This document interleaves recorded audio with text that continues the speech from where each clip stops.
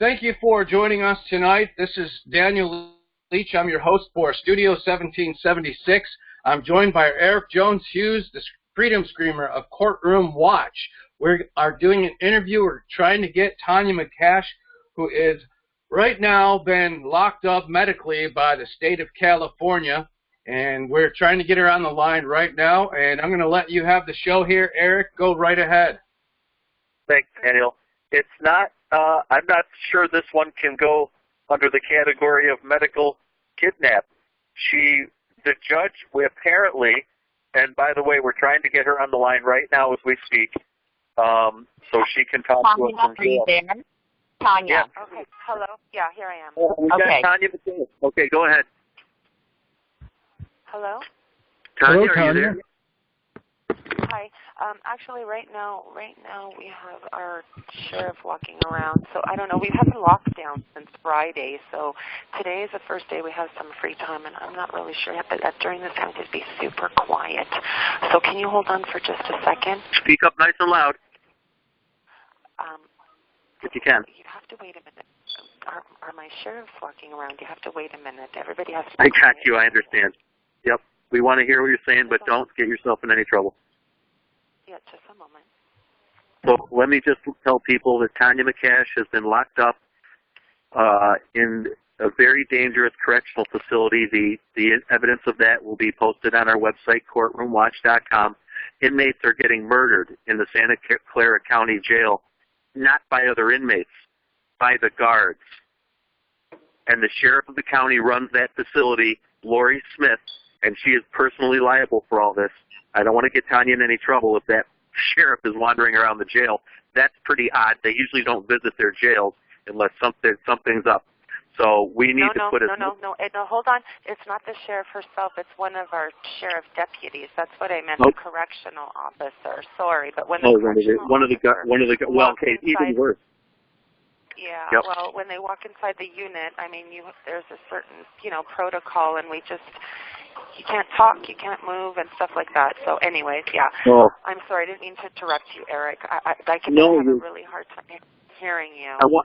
I want you to have most of the say in this, but I just wanted our listeners to know because we just began the show. This is live. We're also going to post a recording of it. But Tania McCash, her case is well known from our previous interactions where she was locked up for her legal strategy in a psychiatric hospital in almost solitary confinement conditions. And we had to get her out, and we did. And now the same judge, Judge Stephen Manley, who Tania has sued in federal court, will not let go of his jurisdiction, even though he lost it. Once he becomes a defendant in a lawsuit, even if Tania loses the lawsuit, which she did, that the judge cannot have jurisdiction over her anymore. The court case was transferred, called a change of venue, over to Alameda County. Tania lives in Santa Clara County. Her case was transferred to Alameda County by a federal court decision which said, "Dear Miss Tania, we're not going to give you the lawsuit," which doesn't surprise us because the higher judges are usually going to cover for the lower judges because they want the same treatment if they ever do something corrupt, which they do every day. Even though the federal court said, "We're not going to give you your lawsuit against Judge Manley," your case will now be in the neighboring county, one county over, because it's not fair to have a judge who's being sued, adjudicating over a person in his court. He's going to want revenge. He's going to want to punish that person, and that's exactly what's going on here in Tania's case. She's being punished by a vengeful judge who doesn't like the fact that Tania sued him, and now he's locked up. She locked her up previously. We got her out. And now she shows up in court, and because, quote, Tania will correct me if I'm wrong, she doesn't have a letter from her doctor, the judge didn't sentence her, he just locked her up till next month, 30 days from now. No bail. No bail. Yeah, no bail. Well, actually, no. What happened was, that's correct. He did ask for a letter from, what he asked for was, he wanted me to self-incriminate myself, which is a Fifth Amendment violation, and he asked me to go to my doctor rather than court ordering his own, which he would know this, okay? He would know this. So he asked me to go to my own doctor, and I did go to my doctor. I did give a letter, and he said that the doctor stated I need a psych evaluation. And I told him that's not what that states. He said, well, that's what I'm telling you. So But he changed his directive. Yeah, so he became all of a sudden, he's yes, he changed his profession. He became he's practicing medicine from the bench. He's all of a sudden a doctor, besides a judge and a jury and a lawyer. And what I'm saying is, Tanya, is he changed his ruling. His original statement in the last time you appeared and got locked after you got locked up. He said a note from your doctor. He didn't say a psych evaluation. So when you got to court with a note from your doctor, it could be anything, and you had a note that said, Tanya's of good health. I'm not a psychiatrist, but Dr. So-and-so, I'm not making any determinations on her mental state, but what I see looks fine, and she's healthy. And so Tanya comes in with that, and judge says, no, that's not what I meant by a note from your doctor, even though that's what it was. I want a psych eval. So let's just cut to the chase. We're in an endless circle of psych evaluations and mental kidnapping lockups and psychiatric wards because of Tanya's legal strategy, which the district attorney was quoted as saying in the court, we think Ms. McCash is mentally unstable because of her legal strategy. And Tanya's legal strategy was brilliant. She came in under common law, a combination of modern statute and common law. I read her stuff. It's excellent. It's so good. It's better than most. But actually, if I can interrupt you, Eric, if I was a practicing state bar attorney, would my legal strategy be a question? No. Probably not. No. Of course not. But because I'm a pro se litigant, they all of a sudden are saying legal strategy. Okay? I mean, it makes no sense because you wouldn't question a bar attorney what their legal strategy is, but you're gonna make a statement like that. I mean, this is just ongoing harassment and retaliation, and I'm just, holding my own and filing, and he doesn't like it. But anyways, I just wanted to tell you. So when I was supposed to appear on the 25th of January, about a little over a month ago, I was really sick. I was really sick, so I filed a continuance, and he deliberately set it for March 1st, which is my birthday, because that's what he planned to put me in jail for my birthday. In the meantime, what happened was on the 15th of February, I filed a document called a disqualification where I removed him as rather than filing a 170.6, which is a peremptory challenge, what I did was I filed a disqualification in the case disqualifying them as judicial officials, this particular judge and a few others. And so he was upset about that. He said, Ms. McCash, you keep filing papers and you keep filing papers. Did you get this doctor's note? Well, also in that document was my argument in regards to the fifth. Like, you're asking me to self-criminate myself. You're not using your own court-appointed psychiatrist. Why not? And he would know this more so than I would, right? But yet, he's asking me to self-incriminate myself. Do you see what the games are playing? Right. So I told him, right, I'm not going to self-incriminate myself, and you can't make me do that. Anyways, that was another one of my arguments. So that's why he was writing for me, this Friday. He said he was angry.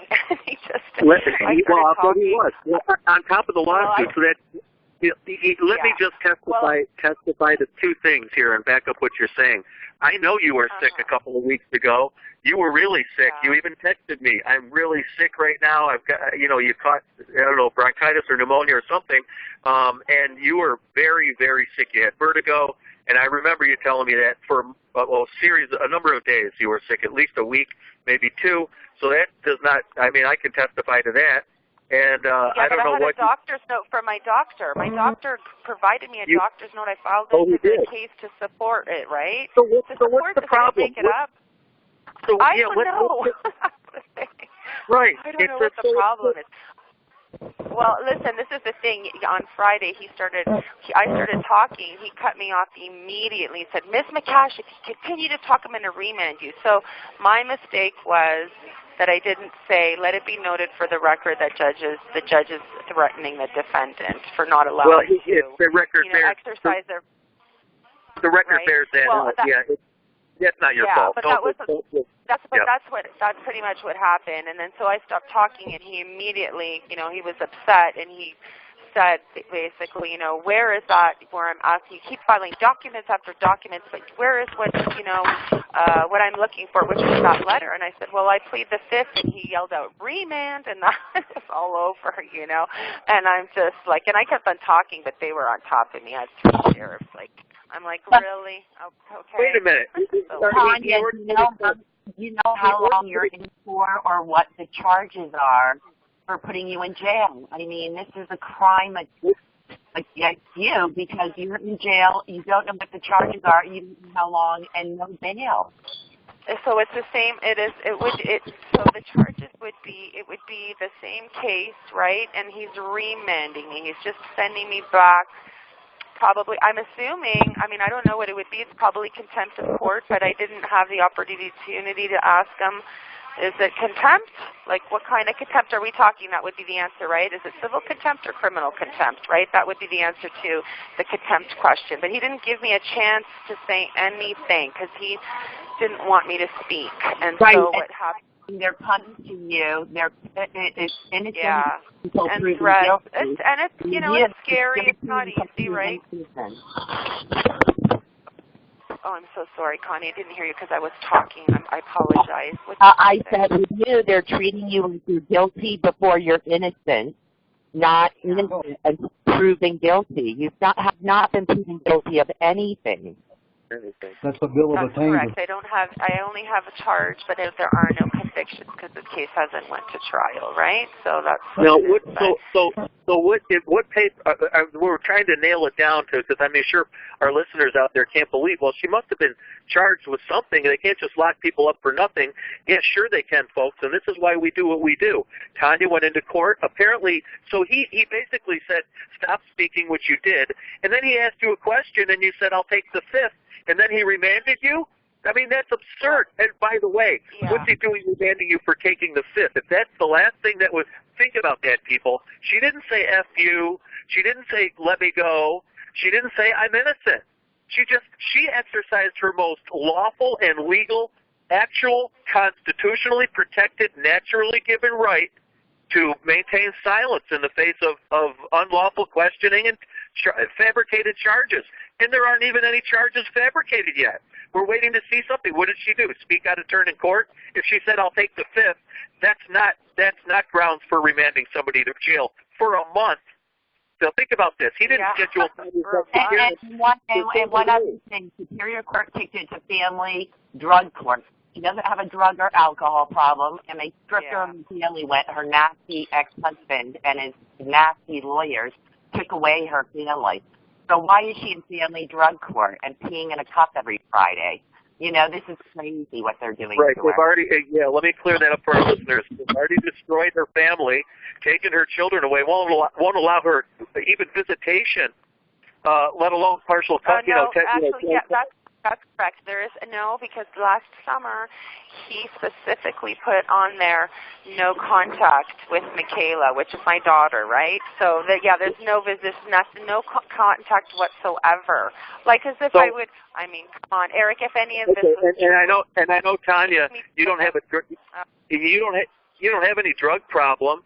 So like Connie just said, what's Tanya doing in family/drug court in front of a judge who's bragging all over the internet about solutions to jail? We find ways so people don't have to go to jail. We find ways so we don't have to use the hammer.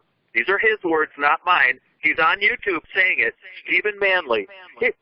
So we don't use the hammer of jail. We provide alternative treatments for people. And you know what his alternative treatments are? Go on a massively toxic, poisonous, antipsychotic or psychotropic drug that accomplishes several things. It makes somebody actually look great when they're not, and it allows the system to take their guns. I'm sorry. Did you hear that, Connie? The phone is going to cut off in less than a minute. Call back. You got a minute. Tanya, do you want to call back, Tanya, or do you want to wrap it up? I will try to call back. There's a whole bunch of ladies waiting for the phone. I don't want to get in trouble. There's 50 people in here, and then we're taking turns for the telephone. I'm going to try to call you, okay, in a little bit. All right, but wait till the indictment. Yep. Hang in there. Wait till the minute it comes and just talk to our listeners. Let them know that you're not crazy and you haven't done anything. Oh, well, please. Like I said, if any of it was true, what they were saying, I mean, come on. I would be in prison. It's notary at the jail, and if you can do the notary, get a notarized document indicating that you don't have any psychological, mental issues, nor have you committed a crime.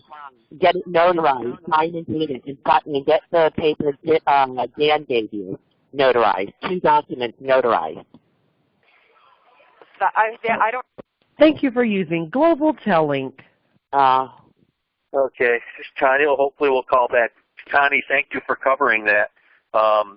So, all right, folks, so what we had there was Tania McCash, who's been battling the courts to try to get even some custody of her daughter. Nobody's budging. Tanya's a nice woman. She's very straight shooter. She's but very extremely intelligent, and a nice personality, not one of these evil geniuses who's infesting our corporate government. Tanya is a really nice, smart person. And she filed... Yeah, go ahead, Chris. Well, what we're seeing here is what's called illegal lawfare. It's retaliatory, discriminatory, class-based judicial animus, judicial tyranny, judicial terrorism from the bench by this so-called administrative hearing officer, Stephen Manley, abusing his discretion seriously and violating Rule 60b-6. That's abuse of discretion by perpetrating his own vindictive, hostile, retaliatory war against Tanya and taking out his vengeance because she had the audacity to sue him in a federal court. And what he's doing is placing the Hester Prynne-like big blood red crimson letter A on her chest, except here it's a C because they're challenging her competency or her psyche val, which is pseudoscience. It's not lawful. There's no test for it. You can't document it. It's subjective interpretive. Nothing in the DSM-5 has any validity whatsoever because it's all doctrine of void for vagues, because it's all subjective interpretive and arbitrary, capricious, avaricious, illegally advantageous to the prosecution or the court who's prosecuting from the bench himself in a what's called an inquisitorial star chamber. It's an absolute abuse of discretion of these administrative, so-called specialty family courts. When you hear the word special, bend over because somebody's going to take it at the shorts. In this case, it's Tanya. Yeah, right, exactly, yeah. Now, if people want to look up some of these terms Chris used, like star chamber court, I think that's important that we kind of just let's grab that one because Chris is brilliant as well as Tanya, and I want to make sure our listeners can, understand some of the words that you're using that they may not be familiar with. Well, one of them they may want to research because this is what Tanya is really experiencing, is what's called a star chamber court, STAR. Interesting that that's the Masonic symbol. But let's not give the enemy the stars and the eyes. I had a question the other day about the eyeball on our website. What's the deal with the Illuminati or what? I said, no, man. I said, the eyes are what you watch with, and we watch the courts. And I think people understood, we don't mean any harm by using the eye. I mean, how many symbols and organs are we going to give to the enemy? You get to let them take the eye is bad, the heart's bad, the brain's bad. These things have been corrupted. So anyway, Star Chamber Court. Look it up. It's in Black's Law. Also known as Inquisition, the Lord Grand High Executioner. Well. Funny you brought that up. The Inquisition. Does anybody know where the Inquisition came from? Yes, the Inquisition didn't come from Israel. It came from Rome, and it's still going on to this day. Absolutely, one of the final jurisdiction that all courts fall to is ecclesiastic or canon law. One of my researcher associates, who I trust very much because everything he's told me has been proven to be accurate and completely dead nuts, right on the money. But he said there's 3 jurisdictional hats that every judge wears. The first one is UCC, commercial law. All crimes are commercial under federal statute. And the second jurisdiction is admiralty, which is the military law. That's where you're being judged as if it was a military tribunal, where you just have the judge making up his mind and what he says goes. And the third jurisdiction, the third and final, is ecclesiastic canon law, C-A-N-O-N. Those are the laws of the church. They all answer to Rome. They're not answering to Israel. I know there's a lot of bad Jews infesting everything, and there's a lot of really bad Romans who actually have the superstructure. This is why, I'm getting these occasionally with people who are really down the rabbit hole. They say, well, no, you don't know what you're talking about, Eric. It's not Rome. It's the Jews. And okay, well, show me a vicar. I mean, show me the structure. I mean, I went into the courts, and it's Rome. It's the vicars and the bishops. Now, there may be Jewish popes and Zionist priests and Messianic rabbis. I don't know. There's combinations of everything. But I'm looking where the power is, and the power over the local courts is Rome. And we're going to make that case later in this broadcast. Chris and then Solange Martinez is going to join us because Chris was touching on some things that I want Solange to open up regarding judicial immunity or lack of it, because Judge Manley, the one who sentenced Tania or didn't sentence her, just remanded her. There's no criminal charge, no grand jury, no evidence, no hearing, no trial by jury, no motions, nothing in the court, just judge remands you and locks you up. One man who you've just conveniently happened to sue before, well, of course he's going to want revenge. He's going to want to get you. He's going to want to get Tania, and he is. So, Chris, finish up your thoughts, and then we're going to bounce over to Solange for some thoughts on judicial immunity or lack of it. Chris? All right. The thing I wanted to bring up, Eric, in response to your three different forms of Roman or Rahman canon law, the sun god man, Rahman, there was also the Sanhedrin or the Sanhedrin, as they call it, in the ancient Talmudic courts of ancient Israel back in the days of Kemet and Egypt and the diaspora, and when they were cast out of Egypt by Pharaoh. To judicial immunity, a judge only has judicial immunity when he is acting within the scope and sphere of his authority, not when he acts outside scope, sphere, and color of law and becomes an outlaw or a terrorist, as he did in Tania's case. That is what an egregious abuse of judicial discretion or quasi-judicial discretion, which in this case, I think Mr. Manley is likely an administrative hearing officer, which is basically an attorney posing as a judge. Although he may don a black robe to give you the illusion he's a judge, he is not. In fact, he's an agency administrative officer and posing as an officer of the court. And with that, unless there's questions, I will be glad to let Mr. Martinez carry on. Yes, thank you, Chris. Excellent point. So now, you're right. That's the way, legally and lawfully, that it has to be. If a judge, it has immunity only under the conditions when he's acting within the scopes of his oath to the Constitution. Two things: his jurisdiction that he can prove in over several different areas, and I'll get into that in a second. And the second one is, let's see, what was I wanted to give two, and I forgot the other one. The immunity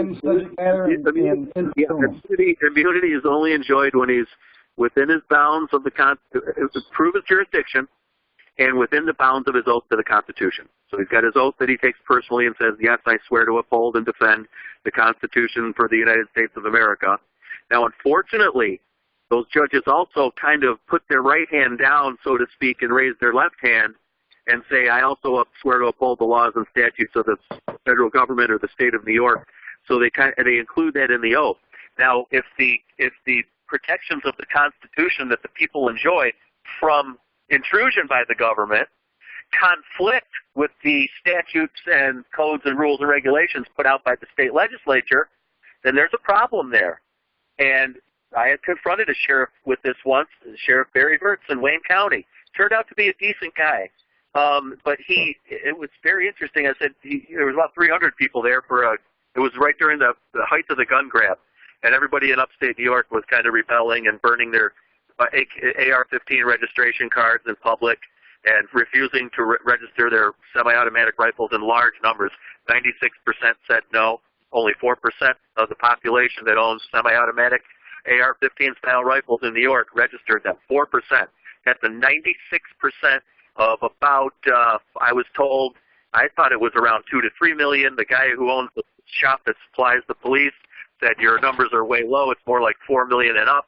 So 4 to 5 million people, 60% of them, or I'm sorry, 96% of them refused to register their guns with the state as they were ordered to, because the statutes of the state of New York under the SAFE Act conflicted with, were in opposition to the Second Amendment, which says you people have the right to keep and bear arms. And if there's some extreme circumstance where you're just about to shoot somebody or already have, then there shouldn't be any action taken on maybe this, or there's a risk of that, all this other bogus garbage that the legislature's made up. So I said, Sheriff, you're torn between two oathers there, buddy. And that was nice about it. I said, Sheriff, it seems to me you've taken an oath with the right hand to uphold the Constitution and protect the people, and with the other hand, you're saying I'll uphold the statutes of the state of New York, and the two are in direct opposition to each other. You're caught between two oaths. Which is it? And of course, I knew the answer should always and immediately be, my oath to the Constitution supersedes any statute that comes down. If the statute agrees with the Constitution, falls within the boundaries, perhaps I will obey it. And even then, he does not oblige to. If the two are in opposition to each other, that means that the statute treads on the Constitution, or i.e., your constitutional protections for rights that were not given to you by the Constitution. They were given to you by the Creator. You're born with rights. You don't have to earn them. You don't have to apply for a permit for them. That's all BS from government thieves. So the sheriff, the first thing out of his mouth, he didn't say what I was hoping he would say, which was, my oath with the right hand to uphold the Constitution is supreme. The statutes come second. He didn't say that. He said, I'll bet you're one of those people who wants me to overthrow the government. I said, I jumped right down his throat. I said, are you kidding me? I never said that. Don't put words in my mouth, and I completely denounce that statement right here and now. And I said it in front of 300 people like that, and he said, I'm sorry. He said, you're right. He said, I shouldn't have said that. And he came running over after his speech was done and shook my hand and said, I'm sorry, I did the wrong. And he was a good guy about it. I mean, he knew that but he's been trained to think that patriot equals terrorist. And I said, what is this based upon, Sheriff? When he came over to apologize, I said, why do you think that? And he said, well, I get 4 or 5 emails every often that want me to do things like that. I said, you know where those emails are coming from, don't you, Sheriff? And he just kind of looked at me like, yeah, I know the FBI and the DHS and all the Asian provocateurs under COINTELPRO are sending out those emails pretending to be patriots to demonize the freedom movement. Well, it ain't going to work.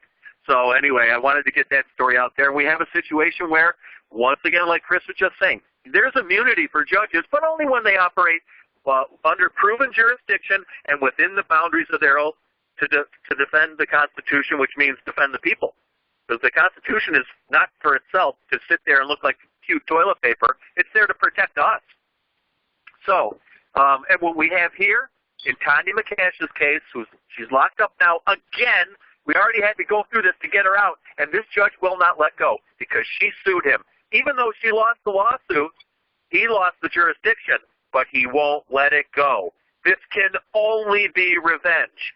And number one, he has no immunity because number one, he has no jurisdiction. In effect, first of all, his court itself has no jurisdiction. Where in the Constitution does it allow family/drug courts to be set up and then either destroy or enrich people depending on which side of the government spectrum they're sitting? Enriching the government people, the courts, the bailiffs, the sheriff, all the support people, the ITs, the janitors, the food service suppliers, the cleaners, the unions. They love this police state. And then there's us. So this is why we have to be as active as the enemy or we're going to lose. And so this judge didn't want to let go. Tania sued him. Tania lost the case, the federal lawsuit, but the judge lost jurisdiction because it's not fair to have a judge who's been sued who's presiding over somebody who sued them. You got to give it to a new court if you're going to proceed with it. And the courts, federal, did that. They transferred the case to Alameda County, which is the county right next to Santa Clara County where Tania is. Tania's in Santa Clara. The federal court says, well, you're not going to win this lawsuit for whatever reason, the procedural garbage that you didn't dot this I or cross this T properly. And so we're not going to give you the lawsuit against Judge Manley, even though he's guilty of sin. But it said, we are remanding this to Alameda County. And that federal court decision officially took, so we have legal as well as lawful. The lawful is the ultimate law, the common law, the Magna Carta, the Bible, if you wish to go by God's law. And we have that's the ultimate law. So, hello? We have Tanya. Yeah. We have Tanya back. Oh, yeah. Oh, great. I can stop seeing up air. Go ahead, Tanya. How you doing? We were just talking about how your judge has no immunity for two reasons. He can't prove jurisdiction over you. You have no family any left. They've destroyed it, and you don't have a drug problem. So what are you doing in drug court, family court, being stuck in jail by a judge who wants nothing more than revenge? Tanya. I don't know. Well, that right? That's like almost comedy, because for whatever they're claiming, okay, they have a claim, right? They filed a complaint. Whatever their claim is, whatever the accusation is, it's apparently 2 to 3 days in jail. But I've already served double time of that. Okay. Not only did I file a whole bunch of dismissals and all this stuff and all kinds of things. No, they're just, like I said, it's full-on harassment. And right now, I did want to say this. What happened was in the fall, I believe it was in November, possibly the end of November, a habeas corpus was filed on my behalf with National Liberty Alliance. It was filed into the federal court. And what happened was, with this habeas corpus, the chief judge responded. Her name is United States District Court Chief Judge Phyllis Hamilton. She responded previously, okay? Well, Phyllis responded again, and she responds and says basically that she's going to basically said that I had not exhausted all my state remedies, and that that I had not exhausted my state remedies, and that the case should be remanded back to Santa Clara County. Well, a couple months before that, she went ahead and remanded the case back to Alameda County. So, Alameda County, right. I mean, they don't even know what they're doing. They don't know what they're doing anymore. And then I pulled the docket, and I looked at the docket, and the docket states that the habeas corpus was filed on behalf of my ex-husband, which is absolutely 150% lie, okay? And I don't even know where they would come up with some story, but it was filed by, like I said, the Unified United States Common Law Grand Jury on my behalf to the court, okay? But yet the docket says something completely different. I mean, I just don't understand what these people are doing. They're crazy. Anyways, to make a long story short, what I did was I responded to her response, and I said I decided to appeal her decision. So right now the case is sitting in the Federal Court of Appeals in the Ninth Circuit, right? That's where it is. And as far as I know, it has a stay. So why Stephen Manley and this court continue with this is just, I don't know, but that's what's going on. It's just unbelievable, Yeah, but and there still is. But Tanya, mention how you filed to get it back into federal court recently. Yes, that's what I was saying. Yeah, but that's what I said. It's been, I'm sorry, Connie, I didn't understand what you were asking. I apologize. You tried to get it into federal court after the habeas corpus, and then the federal court kicked it back down, but then you appealed it. So you should be in appellate federal court. That's correct. That's correct. The case is in appeals, the Federal Court of Appeals, Ninth Circuit. That's correct. That's where it is. So, and as far as I know, there's a stay there. All the documents were filed for that. So, I mean, and they're just dragging this on. And now instead of him getting rid of it, he rescheduled this for March 29th. I'm supposed to stay here for the whole month. I mean, seriously, okay? I'm sorry. It's shocking. They just don't stop. And I don't. What's he going to do? I don't know. What's he looking for you to do? I mean, because I know our listeners are still probably saying, I can't believe this woman's in jail for doing nothing. She's doing. And you're even showing up for court. It's not like you're stiffing them and saying, I'm not coming, come and get me, and then they issue a bench warrant. It's not what that is. You're showing up. You're filing. And another thing I want to back you up on, not only were you sick and you couldn't make court, whatever that was before, I remember you were sick, the other thing was, I know you don't frivolously file paperwork, which is what they were insinuating when they said, oh, you file all these papers and I can't find the one I'm looking for. Right. He can't find the piece of paper that he wants, which is you saying, I'm guilty, lock me up forever. And the papers you have filed have been very sparingly.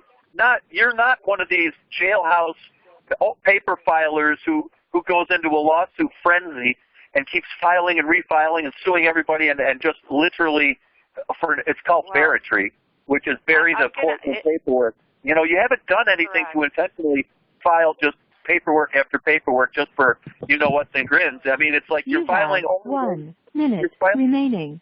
We got 1 minute. You're filing only when you have to, correct? But I wanted to tell you, I'm sorry, Eric, I didn't mean to interrupt you, but I wanted to tell you, he's upset. He's upset because on the 15th of February, what I filed was an extremely powerful document with, I think, 7 exhibits, and the Exhibit A was specifically the CUSIP account, specifically, and that was a letter that was sent to the CEO of the court. It was CC'd to the IRS Whistleblowers Department, Risk Management in the Santa Clara County, and also FBI headquarters. Everybody got a copy of that. That was already done in December. And the other exhibits were judicial benefits that were requested by judges back in 2017. So I already asked for his benefits the year before I entered his courtroom. So they're pissed. And I exposed all of that and called them out on it, you know. And yeah, he's not happy, but that's too bad. I'm not Tania, happy either, where can we get the copy of that filing that you did? Oh, I don't... Thank you for using Global Tellink. Okay, we'll get it. We'll find it. If she filed it with the court, it's a matter of public record, and we shouldn't have too much of a problem with a FOIA request, even though they might jerk us around for a few months. But I'd like to get it sooner rather than later. And I know Tania's kind of smart. She doesn't like to go spreading her paperwork out public before she files it. You don't want to show the enemy your hand. That's not right. And now that she's filed it, it's it's going to be relatively easy to get because it'll be public record. Wouldn't you agree with that, Chris?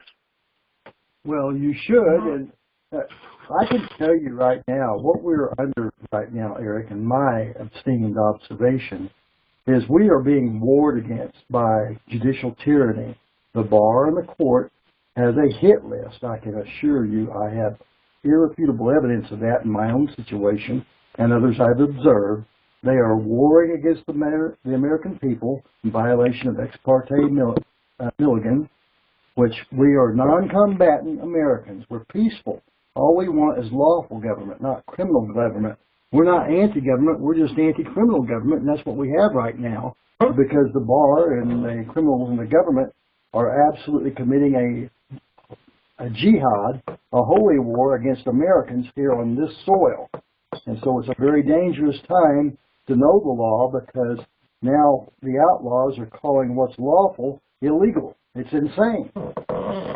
Yeah, and the supposedly holy ones are executing the holy war against us, and I would submit I'm sure you agree, it's an unholy war because this is not justice and this is not righteousness.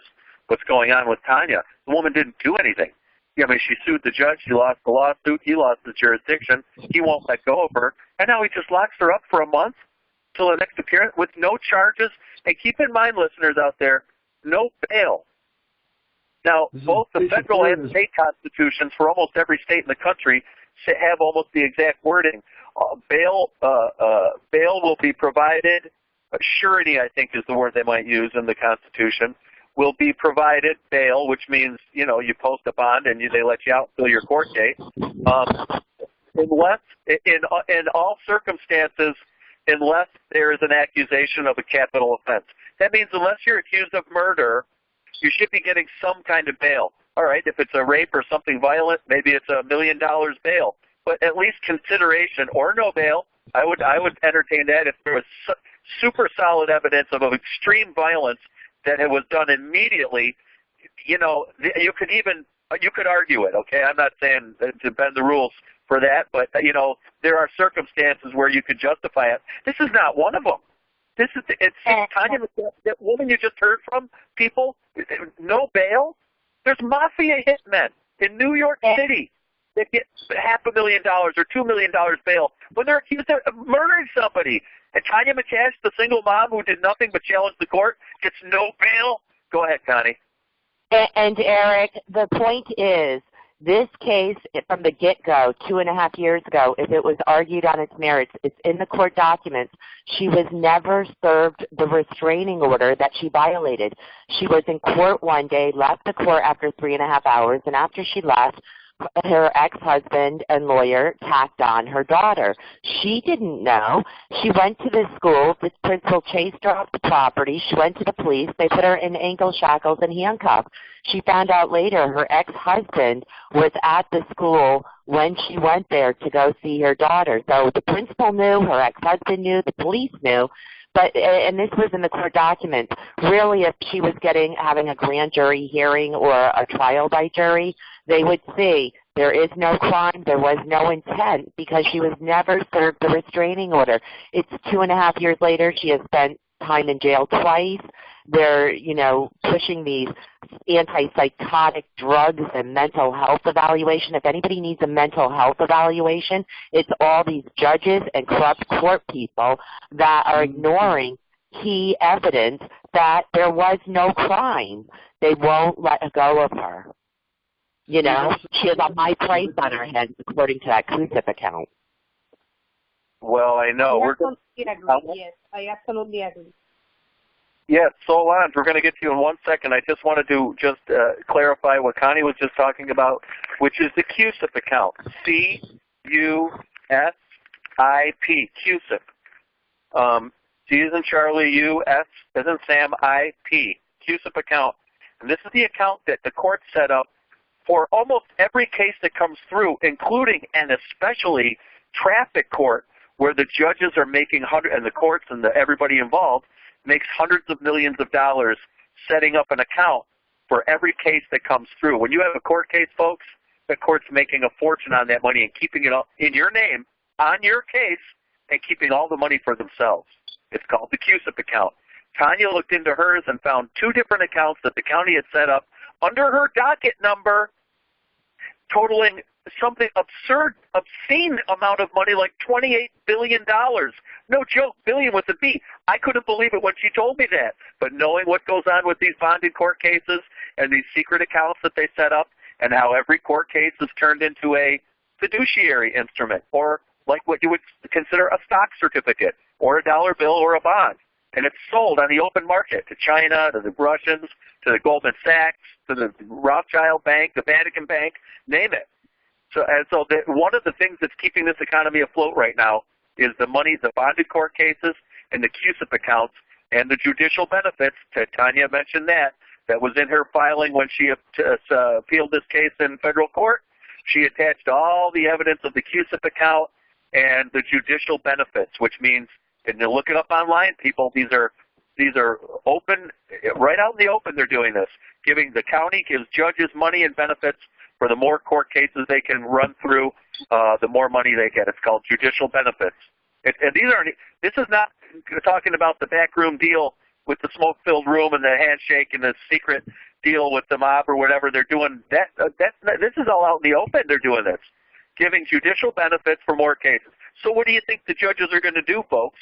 They're going to run through as many cases as they can, lock up as many people in the county jail as they can, so the county makes money, and the county can return to the judge a kickback in the disguise of a judicial benefit. Now, knowing that when the judge operates out of his jurisdiction, and Judge Manley has no jurisdiction, as a peon in the family and drug court, Mr. Low, bottom of the totem pole, trying to be Mr. Tough Guy, and he's not very manly, beating up on Tania McCash because she sued him. He wants his pound of flesh. And this can only be revenge, people. Tania's done nothing. There's no charge in the court that she's being charged with anything, and there's zero bail being allowed right now. Zero bail. Now, how can a judge look at a woman who's standing there? She showed up in court, well-dressed, well-groomed, looks good, speaks good. We just heard her tonight on the phone, people. There's nothing wrong with this woman. But because she sued him in her legal strategy, she knows a lot. She's representing herself. you know what happens if other single mothers out there start learning that they can represent themselves in court as well? Just with a little bit of research and look up a few statutes, focus on speaking well and just keep it simple, very simple. You don't go on like I'm here doing tonight. We got a lot to discuss, and we want to fill this broadcast with as much information as we possibly can. So we go on a little longer-winded here on the air, so to speak, but we go short when we're in court. Real short and sweet. Jurisdiction must be proven, not claimed. Boom, and the court right there has to prove their jurisdiction. Who is the living man or woman that's accusing me of doing them harm? Then the state has to come forward and say, well, there isn't one. The trooper just said that he might hurt somebody someday by going 40 and a 30. That doesn't count as a crime or an action that should allow the government to steal people's money. So anyway, you all heard from Tania McCash. There's nothing wrong with this woman. Her legal strategy is brilliant. They've said in court that she's mentally unsound because of her legal strategy. Well, I'm sure, right, if somebody's suing you and winning, and you're a corrupt government, person, then what's going to happen? There's going to be revenge involved. So back to my thought, I was just, this has got to be revenge. Somebody want to argue with me? Come on in. I'll be nice about it. I'm not going to jump on you. If I'm wrong, correct me. But this can only be revenge. Is there any, and money, of course, there's money being made. We know that. It's a power trip for Judge Manley to not be very manly and beat up on a woman. But ultimately, Chris, what do you think? Am I wrong? It has to be revenge. Well, there's a couple of other aspects that interplay here. For instance, psycho-political warfare, like Goff, K-E-N-H-G-O-F-F, close friend of Stalin and Hitler, and Bernard and Hegel and Sigmund Freud, who basically says that psychology, psychiatry, and so-called mental healing are a communist plot to grind your political access, to dispatch your political adversaries, those opposing your agenda, and have them locked up in the guise of care, like the celebration of care, and have them psychochemically lobotomized, murdered, or otherwise silenced forever to chill any opposition to what they're doing to take over this country and to destroy America and bring in Zio-communist Talmunism and rule this country under a new one world order. This is also cited in a brief by Labyrinthi Beria, B-E-R-I-A, unless it's spelled Labyrinthi, L-A-B-E-A-R-E-N-T-I, Beria, B-E-R-I-A, former head of the Soviet KGB, who knows a little something about his treatise on brainwashing. And this is to chill constitutional opposition and repulsing the bar's ability to prey on people through their lack of knowledge, sophistication, and their actual grasp of the law, which in defiance to Adderley versus Georgia, which tells us we have not only duty, but in fact not only a right, but in fact a duty and an obligation to not only know the law, but to be able to employ the law ourselves, to defend ourselves, and to seek redress of grievances whenever we're wronged by others, to find lawful solutions and resolutions for our issues and problems, as to going to violence on the field of combat of war, and to bring it into a war of wits and paper in the courts. This is what Jus Specialis is, F-E-C-I-A-L-E-S, sometimes spelled F-E-T-I-A-L-E-S, which is a secret silent war to any absolute destruction of anyone they can ensnare into a court scandal and schemes. Yep. That's very true, and somebody who would know this better than anybody is Solange Martinez, who is with us tonight. She was going to be in for quite a long time, and thanks to a lot of you people out there, Solange was released, and and she's been doing a great job in helping me research Tania's case, particularly in the field of judicial immunity. I just wanted to mention there's the injustice and the phone blitz. We're going to give numbers out. Tania's previous case has most of the numbers right in it. If you go to our website, courtroomwatch.com, we got to have a recent posting up with this broadcast and some numbers to call. But if you also refer a few months back, we have from her previous same players, Judge Manley, the same bishop, same archbishop. So a lot of the phone numbers are up there. Just look under the Tania McCash phone blitz for Tania McCash, M-C, capital C-A-S-H. So there's a couple. So we have the phone blitz. We want the activism. We want people to start calling, fill up some voicemail boxes, send emails. If we got a phone number wrong or an email wrong, we apologize, but we're trying to get it right. Do your own investigation. You can look into things. Anybody out there who gives a darn can look into this matter and look into it themselves. You heard from Tania tonight. I mean, what more do you need to know? She's perfectly mentally sound. She's not a criminal. She hasn't hurt anyone, and she's getting treated worse than like a mafia hitman. I've seen mafia hitmen get like, $2 million bail, and they're accused of killing somebody, and there's evidence that they did it, and they get a bond. If people who commit rape get a $75,000 bond. People who molest children get a $50,000 bond or a $100,000 bond. I'm not saying that those are good people. I'm just saying, what are they getting a bond? And then Tania McCash, poor Tania, for filing brilliant paperwork, gets locked up. Imagine sitting in jail tonight, folks. You can't get anything done. You can't move or talk. When the guard walks by, everybody's got to freeze and in solid and no motion at all. I mean, it sounds like pretty much a military prison camp to me. I don't think it's far off to call it a concentration camp. They're concentrating people in one place that do not need to be there. I would argue the concentration camp situation is worse now than it's ever been any time in history because of the sheer volume. There's this going on in every state in the union, every county of every state. There's 3,124 counties, I think, in the country. Plus Alaska, which doesn't really have counties. They got jails, though. And so, there's thousands of these situations. Okay, so we got the phone blitz, the activism. That thought just led me to the point number 2, which is the prisons of Santa Clara, California are extremely dangerous. The inmates are constantly getting killed by the guards. Look into it yourself. Daniel's going to post up a whole bunch of links and videos and articles that people can read that how dangerous it is. This is why we don't have a lot of time.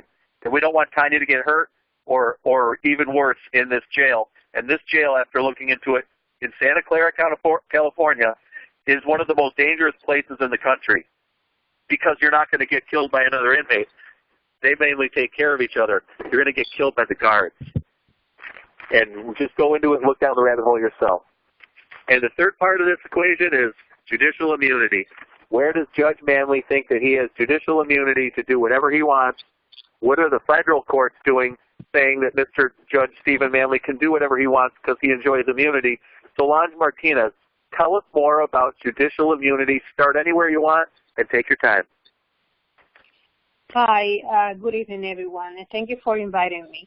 I have done some research, and it is interesting the way you voice what is happening in that jail, because I was looking up the sheriff of Santa Clara County, Miss Lori Smith, and I found out that she has been investigated for lying blatantly. And this is one of the quotes that I found by one of the investigators who investigated her. Of course, she works with the people who are doing this to this mother of 3, Tania McCash. And this is what the quote says. This lie, she's talking about the lie that Miss Lori Smith told her, prompted me to conduct a research into the current state of affairs of the sheriff's office. And then she goes on and says, and led me to my discovery of the countless instances of arbitrary and unequal enforcement of policies and procedures. Exactly what you were just discussing, unequal enforcement of policies and procedures. For mafia members and hitmen who kill dozens of people, perhaps there is bail. But for a mother of 3 who has done nothing illegal, they don't give bail.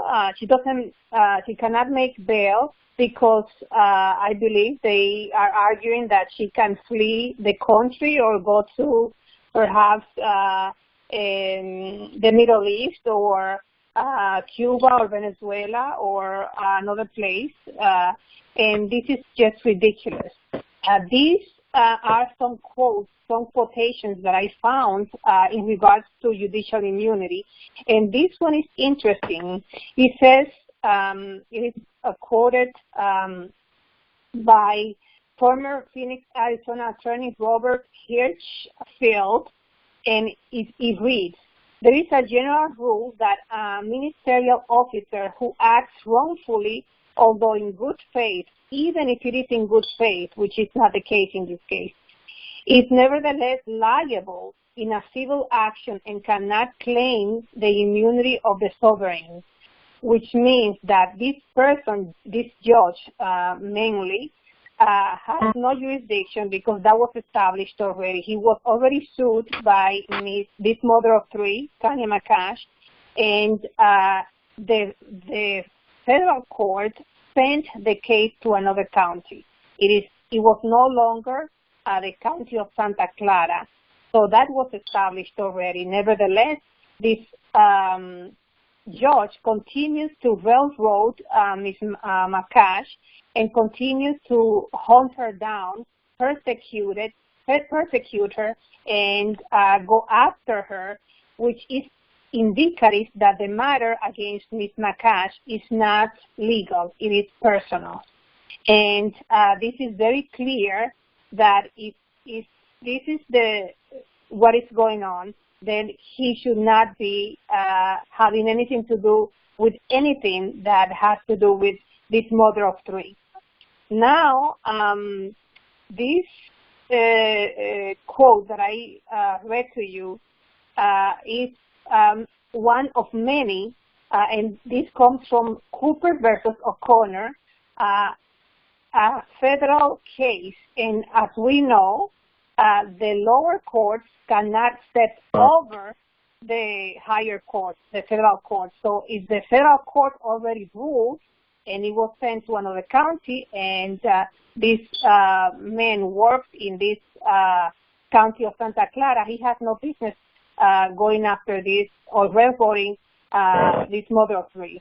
Now we have another case besides Cooper versus O'Connor, which was in 1938. We have Rankin versus Howard, which was a 1980 case. And this one illustrates the following. When a judge knows that he lacks jurisdiction, which is the case of Mr. Manley, or acts in the face of clearly valid statutes expressly depriving him of jurisdiction, which is his case, judicial immunity is lost. He has no business going after this mother of three, this person who has committed no crime, who has done nothing wrong except to defend herself and to go to court. She has never missed any court dates without any valid excuse. She was asked for a doctor's note. She brought the note, but the directive of the judge produced something that he didn't want to see. So he got angry and he sent her to jail. He retaliated by sending her to jail because what he asked for was given to him, but it was not what he liked. So this one is this scenario is very indicative that the matter is not legal. It is a personal matter. Now we have another case that you can look up yourself if you would like to do so. The Thump versus Parkman, and this one says it's a federal court case also, of course. Okay, so hold on 1 second. I want to spell these cases for the people, and then we're going to let you go with Stump versus Sparkman. So the first one was Cooper versus who? C-O-O-P-E-R. Cooper versus who? O'Connor. That's O'Connor. O apostrophe, capital C, and then O as in Orlando, N as in Nancy, another N as in Nancy, E as in Edward, and then R as in Raymond. Right. And okay, so that was 1938. 38. Oh, okay, same as Davis versus Burris. Okay, so we got that. We got Cooper versus O'Connor. Okay, Cooper versus O'Connor, and that's a 1938 case, and so we want our single parents out there and everybody else who cares and all our courtroom observers to write that down, because these are regarding judicial immunity and making it clear that judicial immunity is not absolute. So that was the first one. And then the second one was Rankin versus Howard. And the first one in Rankin is spelled R-A-N as in Nancy, K-I-N as in Nancy. So Rankin, R-A-N-K-I-N versus Howard, H-O-W-A-R-D, H-O-W-A. Rankin versus Howard, that's a 1980 case. And that says, I think this bears repeating real quick, so Solange, give me just a second. Judicial immunity is not absolute. When a judge knows that he lacks jurisdiction or acts in the face of clearly valid statutes expressly depriving him of his jurisdiction, then judicial immunity is lost. L-O-S-T. I mean, bye-bye. Okay, so this is all this garbage that they're giving Tanya about, oh, judges have immunity. Judges like to say that about each other, and it's one of the favorite. And police as well. No, judges have immunity. Absolutely not. I can show you chapter and verse, and we're going through it tonight on how and why judges do not have absolute immunity. Hey, Eric, I just want to interrupt for 1 second. Sure, Daniel. I just want to say, as you guys are talking about this, what Solange sent me in the email, all of these cases are on this video that people will be watching. Oh, good. And if they're on the website, too. So. Nice job, Daniel.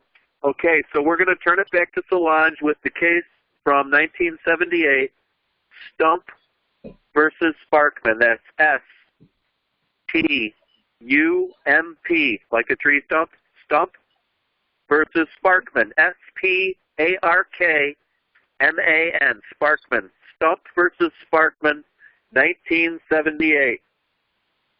That one talks about, I think, about the jurisdictional vacuum, does it not? Solange Martinez, thanks for joining us. There's another one, Supreme Court case. It says here very clearly, some defendants urge that any act of judicial nature entitles the judge to absolute judicial immunity, but in a jurisdictional vacuum, which means the absence of jurisdiction, the second prong necessary to absolute judicial immunity is missing. That means he has no immunity whatsoever. He has no sovereignty whatsoever. He has no business in dealing with Ms. Tania McCash case in any way, shape, or form. And this is very interesting because I don't know if you know the situation in Venezuela, the current situation. Maduro, the dictator there, has managed to put in jail everybody who disagrees with him, everybody who disagrees with his illegal opinions, either is in jail, has been found dead, or has been put in mental asylum in hospitals for the mentally ill. So for this, President Trump, a few days ago, said through the Vice President that we are ready and willing to act against Venezuela, and all options are on the table. So for these kind of things, for putting people in jail, for expressing their opinion or speaking up or defending themselves, not for doing anything violent or trying to kill people or stabbing people or shooting people down, just for practicing their freedom of speech. For violations such as this country is ready to go into Venezuela and knock down Maduro, President Maduro, or dictator Maduro. And so I don't understand why, if we are ready and willing to go to another country and fight this act of violence on the part of DOJ employees, these abuses and these persecution acts, we are not willing to stop it here. That's one thing that I would like somebody to explain to me in detail, if I could find somebody who does that. And another question that I also ask myself is, why is it that all the people, all the civilians that disagree with DOJ employees, especially judges, end up in psych wards, drugged with dangerous drugs shoved down their throats, or in jail? And I don't understand why this is happening here if we are ready to attack another country because it is happening in there. But we are not doing what needs to be done in here because there is no accountability for judges like Manley and people like Ms. Lori Smith, the sheriff of Santa Clara County. One thing that I would like somebody to explain to me is the aforementioned that I have wondered for many months now. And there is another case, Ashelman versus Pope, and that's Ashelman versus Pope, Pope, from 1986. This case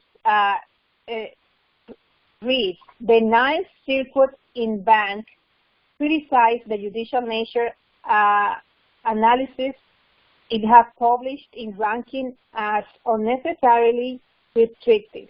But ranking's ultimate result was not changed because Judge Howard had been independently divested in absolute judicial immunity by his complete lack of jurisdiction.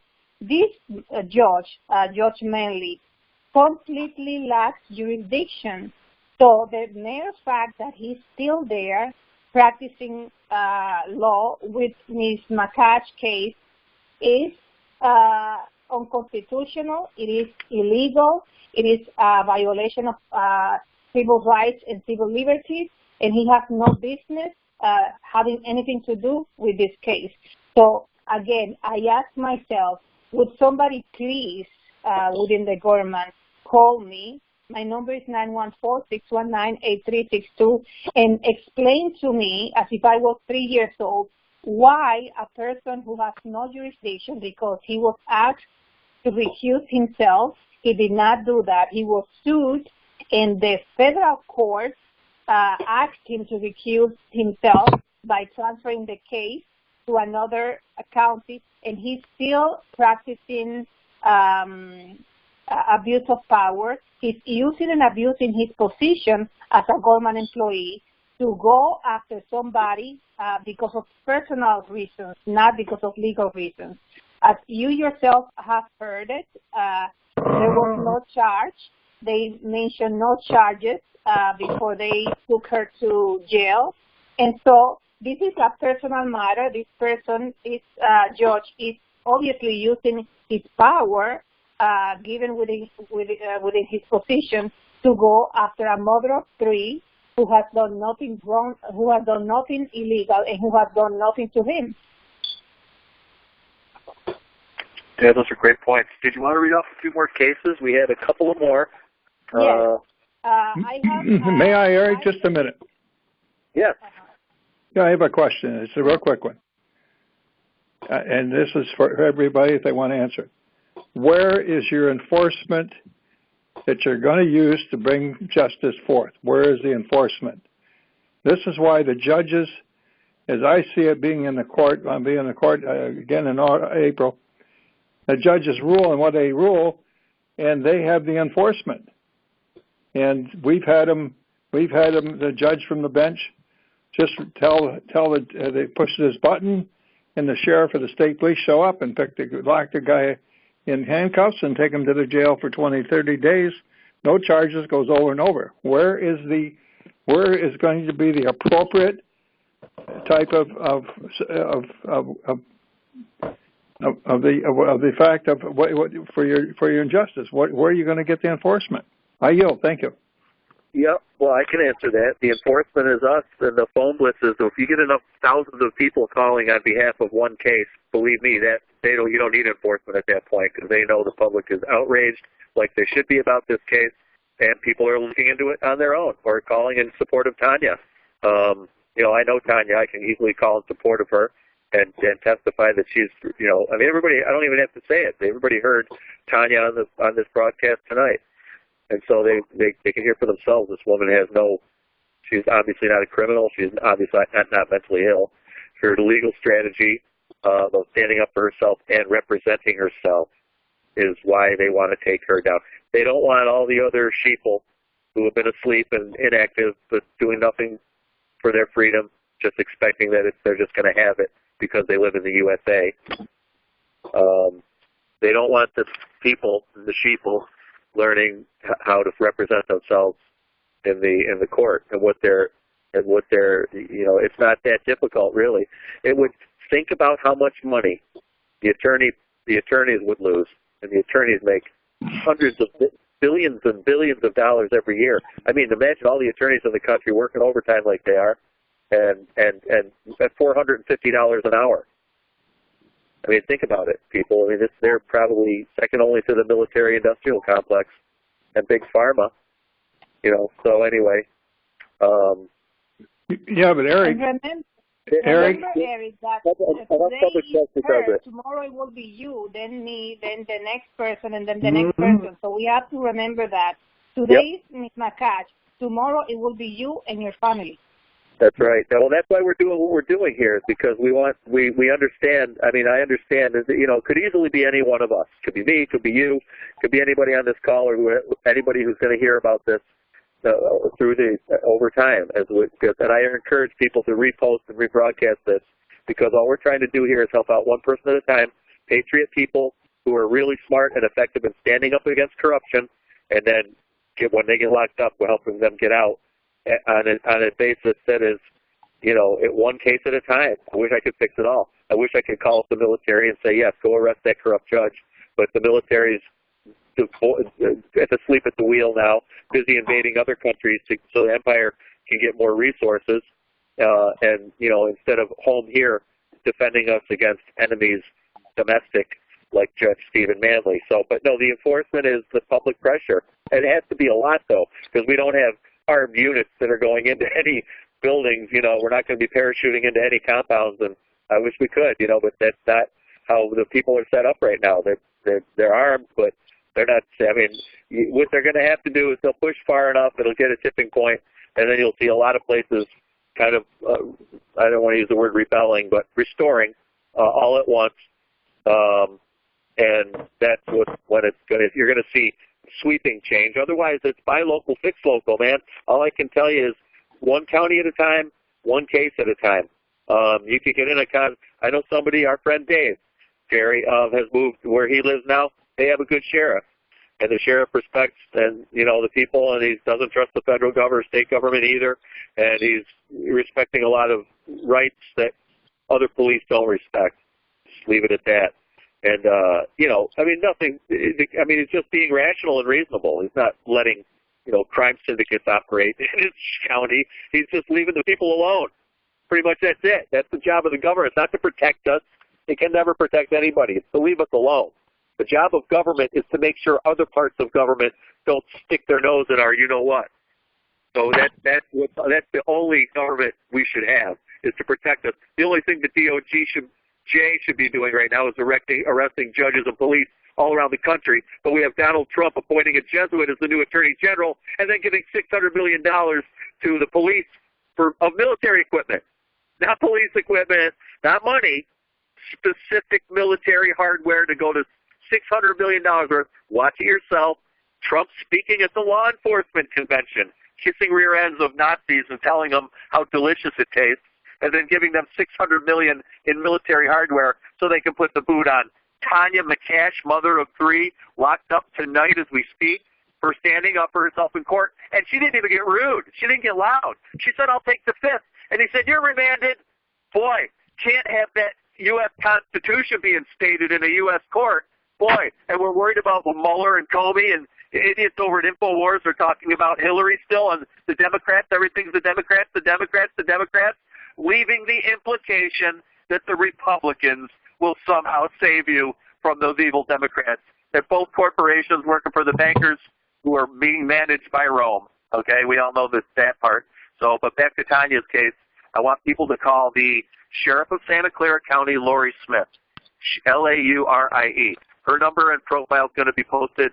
Solange, send it to you, Daniel. You should have it. It's a Facebook page. It's a contact page. Email. Send this sheriff. This sheriff is extremely corrupt and extremely evil. She knows exactly what's going on. Watch the part about guards that she hires for her jails, beating people to death, suffocating them to death, chemical spraying them to death, inmates getting killed by guards, and not for rioting, for not wanting to come out of their cell because they were ill, or for not complying with an order properly. I know they were harshing on the Bundys for leaving their socks, dirty socks, and on the floor instead of hanging on the bed rack or some garbage. The military prison camp. Well, give me this stuff. It's not concentration camp. They're at least POW camps. I think that's not a stretch. And in many cases, military treats its POWs better than Tania is being treated tonight at this prison. So the sheriff runs the jail. The jail is holding Tania. Without the sheriff's deputies who beat people to death in their jails, without them being up in the courtroom doing what Stephen Manley, the judge, tells them to do, this would never happen. All we need is just handfuls of people here and there to say, no, I'm not going to do that. And then the next batch of people say the same thing. After two rounds, they'd run out. They'd have to stop asking, and the whole thing would collapse, and Judge Manley would have to go open a hot dog stand on the street corner in front of the courthouse and actually work like the rest of us. So, and he'd have a nervous breakdown on the first day because all they do they're experts at stealing. They become attorneys first. That legitimizes them into becoming thieves, and then the thieves infiltrate all the other parts of government. And that's why when they see someone like Tania, who's locked up tonight, who we're trying to help get out, when they see her come in self-represent, pro se it's called, or pro per, and when they see people, imagine the amount of money the attorneys would lose if nobody was calling them to get off of these charges. The attorneys charge $450 an hour in most cases. That's kind of about average. And sometimes it's a couple thousand an hour if you're dealing with a big thing for a company and deal or whatever. You can pay a lot more than that. $450 is like the bargain basement bottom line for doing, estate closures and real estate transactions and stuff like that. So think about the money they're going to lose if people, and they should lose it. They shouldn't be locking people up to make money, period, end of story. So this is a slam dunk, no-brainer. Am I wrong? Eric? Yes, ma'am. It's Connie. Last time she was put in by Judge Manley, I called the FBI headquarters, and they transferred me to the Department of Justice. I listened to my options, and one of the options was the Department of Justice public comment line. What I told them was she is not a citizen of the United States. She's been here on a green card for 20 years. She did not commit a crime because she was never served the restraining order. And anyways, and I said other things, but either the radio show, I think maybe that we did that Friday, or maybe the call, or something happened where in her file it says must be released, and that note was put in there on Monday. She was released on Thursday, and she probably would have gotten out earlier, except they kept on trying to get her into court, and she was kept on refusing because she thought they were going to stonewall her again. Wow. But something happened where, and I don't know if you covered it tonight yet, but Judge Manley is a drug pusher, a prescription drug pusher. I allege Judge Manley is a prescription drug pusher. He gets people off of illegal drugs, and even if they're not on illegal drugs. In Tania's case, she's sane. She has no mental or psychological issues. Yet he told her the last time she in the summer, you need medication. Show me his medical license. Show me his credentials. Great point. He's a drug pusher, and you found out last summer, that California pensions invest in big pharma. So their pensions are getting fatter as Judge Manley is pushing prescription drugs from the bench. Oh, absolutely. He's prescription drug pusher of the year. He's going to be the poster. He's going to be AstraZeneca and GlaxoSmithKline's Merck's man of the year. He's pushing so many drugs from his bench. He runs the, now people listen, now here's the deal with this judge. He runs the drug court. And his solution to getting people off the weed or off the cocaine is forcing them onto massively toxic and poisonous and many times deadly psychotropic and antipsychotic drugs that are actually going to, A, make them a little loony, if not big time, or suicidal, homicidal, and of course just the physical problems from taking prescription medication. So, all right, so he's telling people, you come into my court, you've been arrested for those drugs, that grow out in nature, but we're going to force you on a chemical cocktail that's actually really going to make you, many things, tired, submissive, agitated, lethargic. It could be, racing thoughts. It could be thoughts of suicide, thoughts of homicide.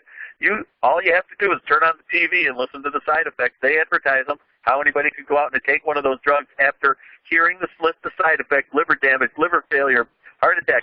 They had Tyler Whitman in South Carolina on Seroquel, which is known to be fatal.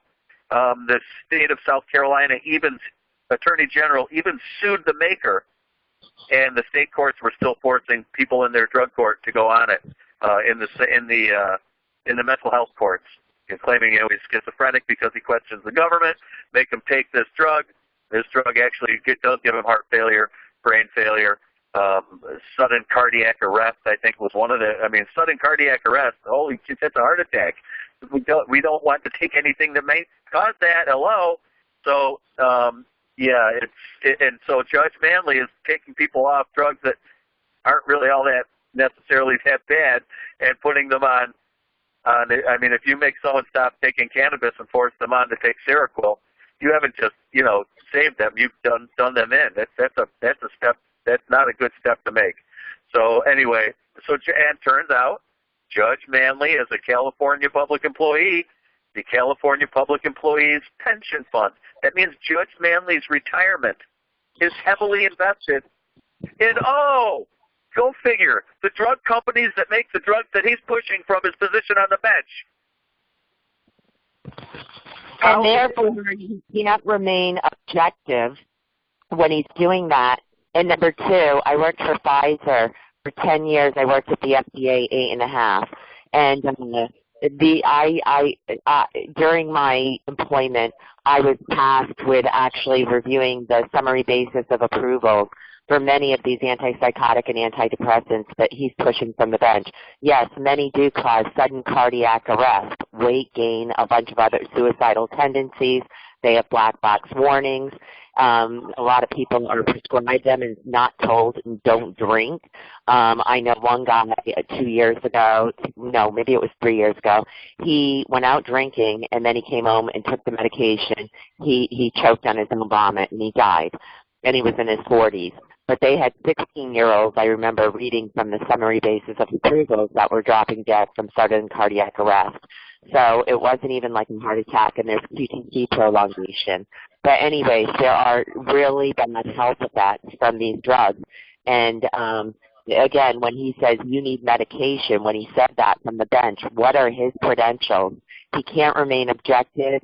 He's retaliating her because she's exercising her constitutional rights and her civil rights, and she sued him, and he probably didn't like that. He should recuse himself.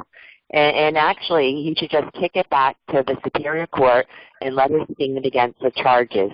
Because if she has to stand against the charges, and if she goes with a jury of her peers or a grand jury hearing, they would decide she's not guilty because she was not served the restraining order. She did not commit a crime. There was no intent.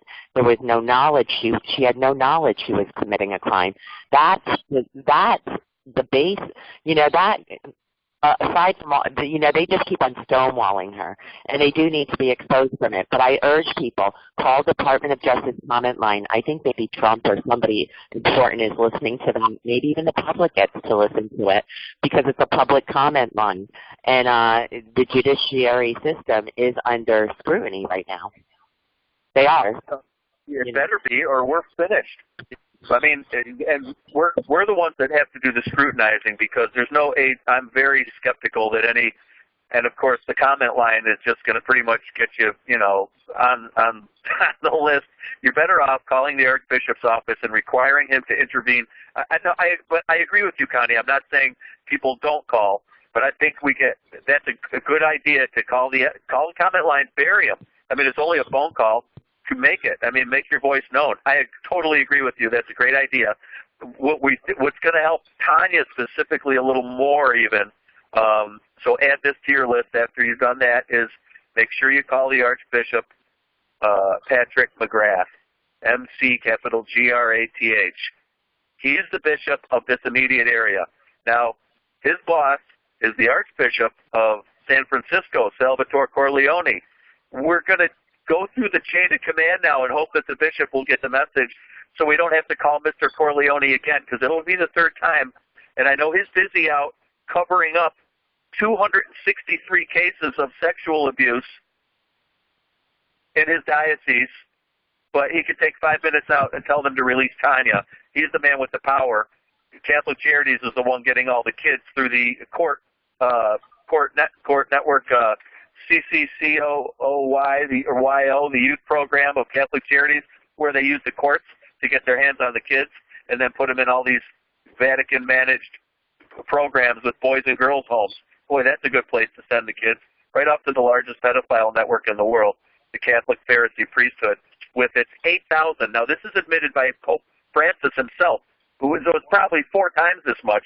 8,000, he admitted, at least 8,000 pedophile priests in the Catholic Church. What do you do in giving children to them? And Tanya's lost her children already through the courts, so I know the bishops and the vicars are involved in this. Whether it's directly or indirectly, don't matter.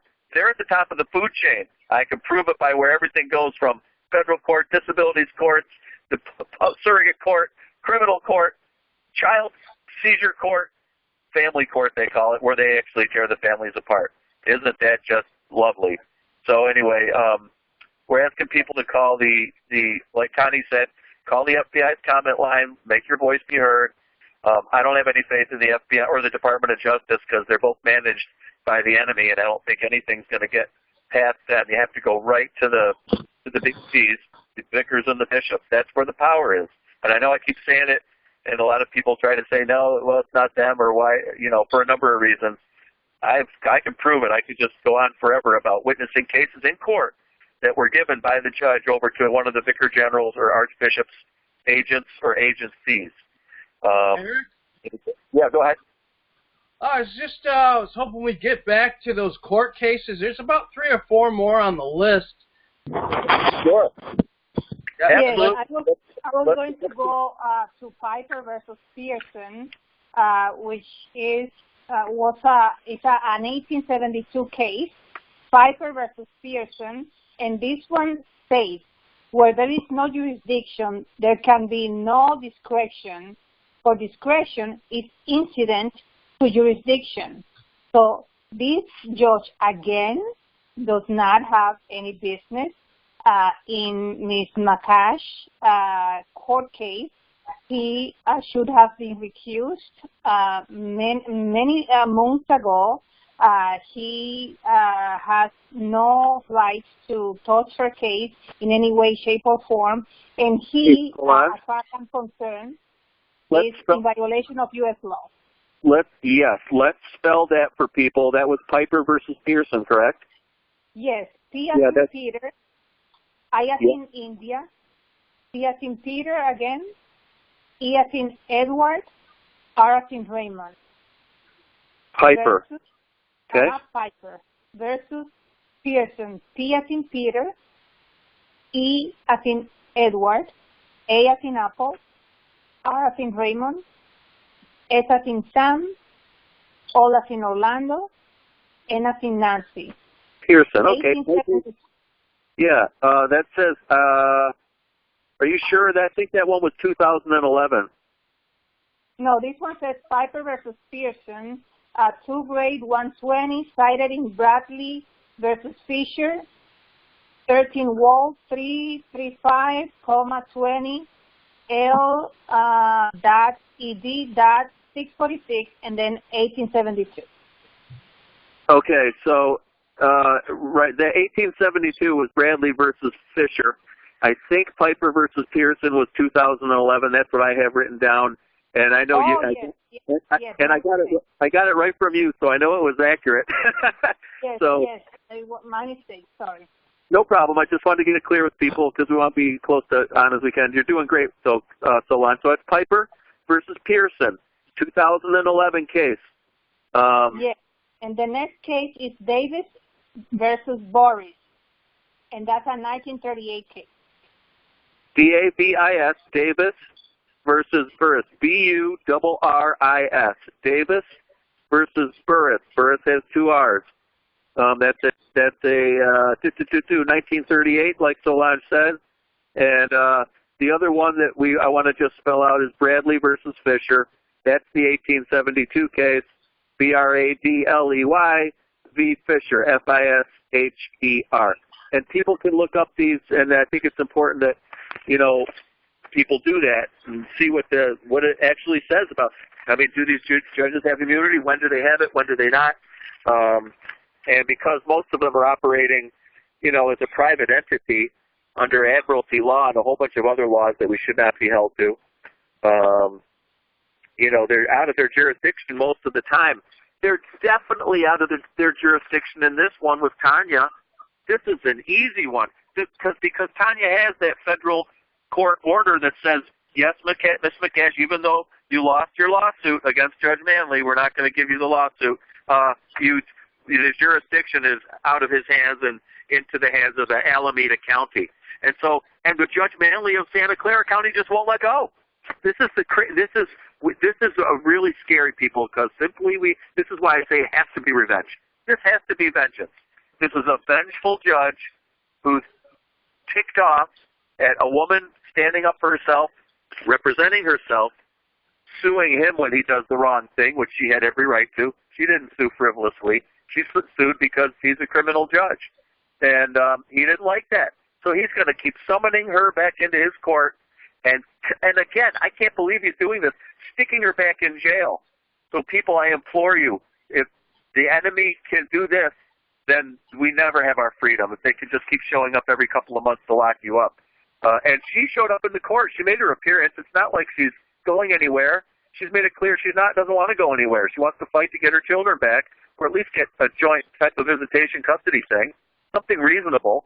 She's a decent mother. She's just really smart, and she's fighting well without the attorneys. And boy, you don't want other single mothers finding out about that one, because there won't be no money being ripped off by the attorneys. And don't forget, the attorneys aren't just these guys that sit down in law offices. Every judge is an attorney. In New York, anyway, find me one who's not. I mean, at a local level, it happens occasionally. But at the state supreme, they're all attorneys. They don't get to run for a higher-up judge unless they're an attorney. Okay, so you got the attorneys. You got the judges who are attorneys playing out of the same playbook. You got the defense attorneys who supposedly represent you and me. And then you've got the prosecuting attorney. Okay, so every side in a court case, and don't forget the attorneys thrive off charging hundreds of dollars an hour to manage all the paperwork and all the property things and all the maintenance. Attorneys, I'll say it, these days, a town government or a corporation or an agency or somebody, they can't figure out how to brush their own teeth. They have to go up and get permission and get things signed off. That's why I was very interested in where it said must be released, which is what it said on her last time Tania got locked up. Yeah, there was a note put in her file. She got a copy of her file, and it said must be released, and I think there was a date, and it was Monday. I don't think that was Judge Manley putting that in there at all. I think he was told to do that, or his clerk was told to do it. I think that was the pressure that our listeners put on last time Tania got locked up. She was in the prison psychiatric ward for no reason, other than this judge just basically telling her, if you're not going to take the medication I want you to take, then you're going to jail. No, the medication the judge wanted. Last time she was in, there were people with like hepatitis and other like open sores and lesions on their skin, and they had many illnesses and diseases that she could have gotten. And she actually either she met them or she heard from other prisoners. There were many women who were in there. They stabbed their mother, their boyfriend, their husband.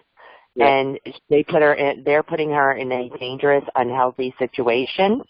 And, even if Judge Manley or any of these idiots thought she had mental illness and needed antidepressants or antipsychotics, do they think, are you going to take a mentally ill person and put them in a jail with people with diseases and illnesses and who stabbed their mothers and boyfriends and children? No. You're going to, so even if they can say this is not retaliation and this is not vindictive or, whatever, it's something, because even if they thought she was mentally ill, you would not take a mentally ill person, even if they put her in the psychiatric. I don't think it was a psychiatric part of the jail, but she did have like an EEG number as a prisoner number, which EEGs, they do brain scans. But anyways, you wouldn't put a mentally ill person in a prison where they're there with dangerous prisoners with diseases. Not all of them have diseases, but the ones Tania came in contact with, they did. And they sprayed down her cell last time they were there. What did they spray it down with? What chemicals? What did they use in that cell? Oh, I wouldn't even want to know. I can imagine. Yeah, it's a nightmare. She should so your point, yeah, obviously, the fact that she's in jail and not in a psychiatric ward right now indicates that they don't recognize she's mentally ill. Okay. So now, why is she locked up in jail then? Where's the criminal charge? The judge didn't even say contempt. He said remanded. That's it. That means he doesn't even have to come up with a bogus contempt charge. Like a judge could say, well, I told you not to say anything, and even though I just asked you a question and you answered it, I'm going to count that as a contempt of court. I mean, it wasn't even that. It was just remand. Imagine that. If you could get dragged in front of a person who claims to be a judge, he's wearing a black robe, that should tell you something's not good right from the beginning. And he just says remanded, and that's it. There's no evidence, there's no arrest, there's no bail, there's no jury trial, there's no motions, there's nothing. No verdict, no sentencing, just remanded. So I don't know what we're doing. Solange was right. What are we doing going down worried about conquering Venezuela or Iran, making up all this stuff, when they have when they have attacked nobody, and the United States has attacked over 100 countries in the last 200 years. I mean, who's the aggressor? And we have Bolton and all these other executives on saying, oh, for the sake of the United States economy, we need to have that oil in Venezuela. All right, so I guess what? Great, we have an administration of legalized thieves. They're not even hiding it. And look who's in charge of the whole thing. You could shut it down tomorrow. But El Presidente is more of a dictator and less of a patriot than he would have us believe in the fancy speeches, which aren't all that fancy. He talks to people like they're a 2-year-old. But I will do another broadcast on that. Tonight I want people to know that Tania McCash is locked up again. This can be nothing more than revenge on the part of a very evil judge and an evil sheriff who's willing to comply with this. When you people see what's going on in the Santa Clara County jails, and the atrocities that are being committed by the prison staff and the guards there, you'll know why we're in such a hurry to get Tania out. And that's going to require a whole bunch of calls to Judge Phyllis Hamilton. She's the chief judge that wouldn't accept Tania's previous, action to try to protect herself from the lower court. Tania tried to resolve all this by the system. She's not just a rebel without a cause and just saying, no, I'm not going to, or I don't consent, or any of these other things. She really tried to do the dance and did it well. And any attorney would have done the same thing she was doing, with filing paperwork and when it was needed, but not frivolously, and trying to take action on behalf of themselves or their client. And so this was just typical court activity. And, boy, the judges don't like that. They don't want to see the people being able to defend themselves or waking up to the level of corruption. Such things as Judge Stephen Manley here, pushing drugs from his position in drug court, forcing all the people that come in to go on these pills that his companies are heavily invested in. I mean, it's like, yeah, great, I'll sell some more of my product today by forcing these defendants in my court to take my stuff. I mean, you want to talk about a drug dealer? I mean, he's the pimp of the year.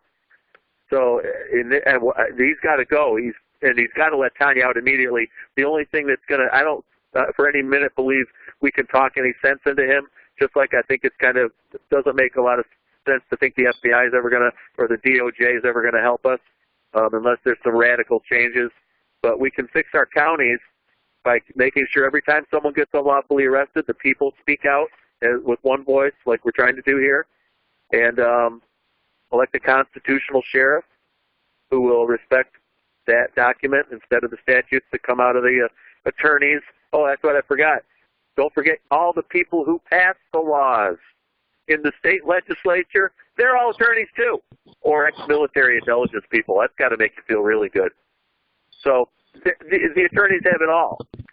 But now they're just a profession. I know the pyramid goes much higher. I won't get off track here, but this is where they really don't like people being able to get through the court without an attorney. And Tania was doing it. Her paperwork was fine. They should have been dismissed. It was all good stuff.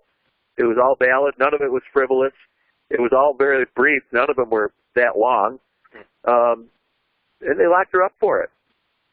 This is a very vengeful judge, a very evil judge, and a very evil sheriff. So it's Judge Stephen Manley, it's Sheriff Lori Smith, and it's Bishop Patrick McGrath, G-R-A-T-H, McGrath. And if people want Tania to get out, you need to call the Archbishop, the Bishop and the Archbishop. The Archbishop is Salvatore Cordileone. We've given his number out in our previous broadcast for both, I believe, Chris in Las Vegas, and the last time we had Tania on, when she was in a psychiatric hospital, and everybody made the phone calls, which we really appreciate. And Connie told us tonight, it said on her, within a day or two after the phone calls, it said on her paperwork must be released. And so somebody was pulling some strings there. I think it helps to go to the Archbishop or the Bishop and put the heat on them, because they are very powerful men. They have extreme power with the courts. And I can prove that on and I have on any of a number of our broadcasts. So it's important to call them. One other thing, Sure. People need to know, this breaks my heart. Tania has not seen her daughter for over 2 years. Can't talk to her, can't see her, right? And when Tania was talking to Michaela 3 or 4 years ago, she would have her daughter would call and we would be on the line, so the three of us were connected. Her daughter was crying for her mommy. Her daughter has been crying for her mommy since she was 9 years old. She's now 12 years old, or maybe even she was 8 years old. She was young when Tania was snatched from her life. And they were trying to make Tania pay $100 an hour supervised visitation to see her daughter. Her sons are now graduated. She missed birthdays, Christmas, Easter, special events with her children. She can never, ever get that back. She is in this country, and she is fighting like crazy. She wants to be reunited with Michaela, and Michaela used to doodle in her notebook at school and cry. And it would say, I love my mommy, I miss my mommy, I want my mommy.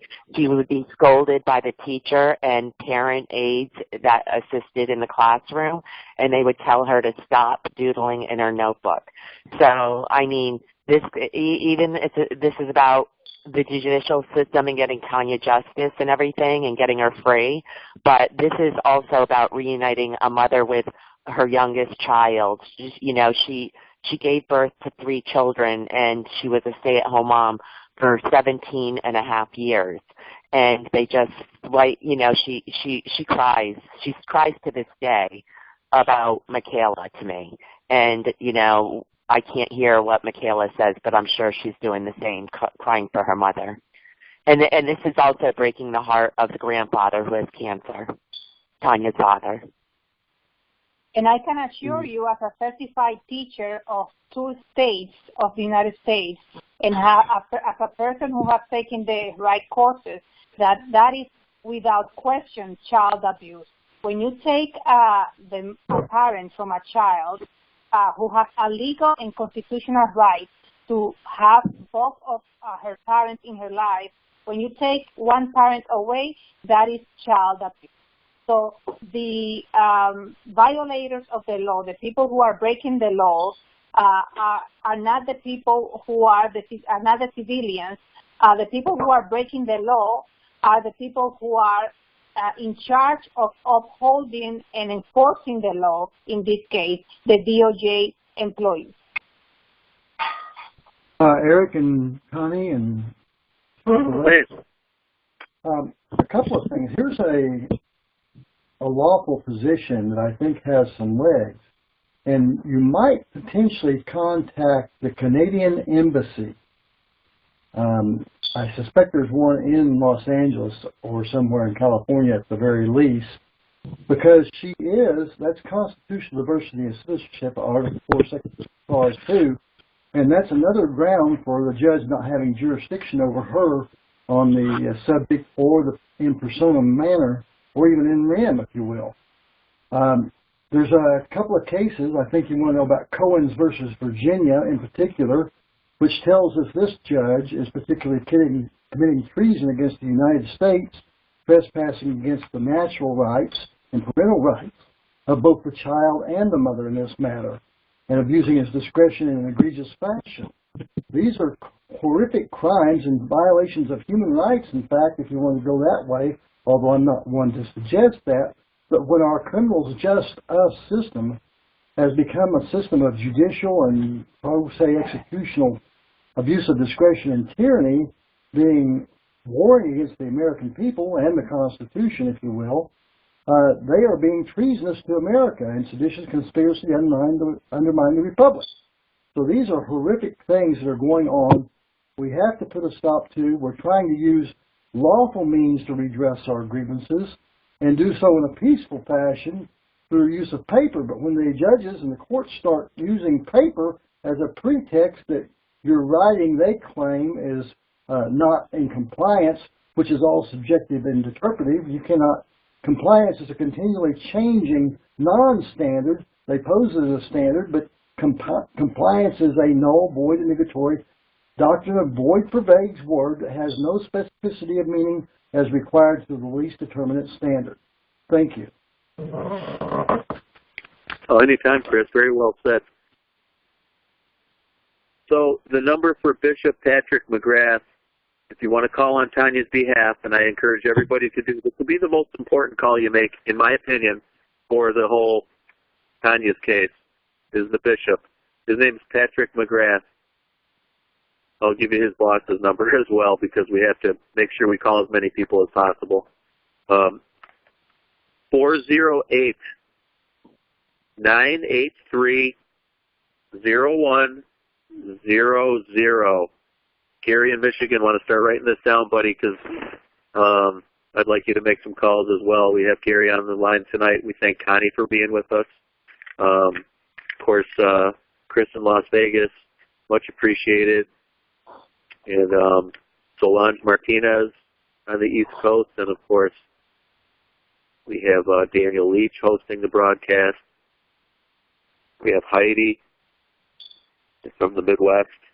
She helps a lot with research, and I really appreciate her presence.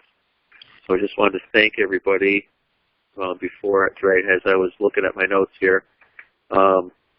Bishop Patrick McGrath, MC capital Grath.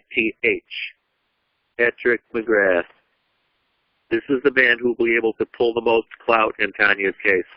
And, I don't care whether people believe it or not. I can prove it to you in another broadcast. I've done plenty where I just go through chapter and verse of different cases that I've seen in court, locally, federal court, state court, civil matters, criminal matters, and constantly pointing back to the fact that the bishop has way more power than many people think. He's not just a guy, running the handful of Catholic churches around town. Trust me, it goes way beyond that. The Vatican Bank is the largest, most powerful bank in the world. all the other banks answer to it. But it's the private entity. It's hard to get. You can't get them to open their books for you like you can a public entity. So getting an exact handle on what, but I mean, people, the Rome never went anywhere. It started out in 500 BC and never quit. When Rome was quote-unquote sacked, the wealthy families called the Curia, C-U-R-I-A, moved up north into Europe and became the royal families of Europe, retook Rome when the time was right, through political influence and the power of the printing press to print money.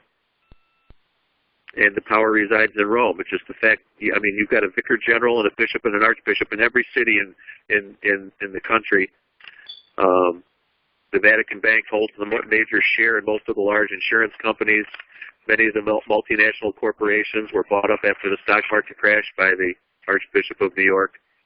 And we could go on and on all night on that. But I just want people to know why I'm suggesting calling the bishop or the archbishop, because he's a very powerful man.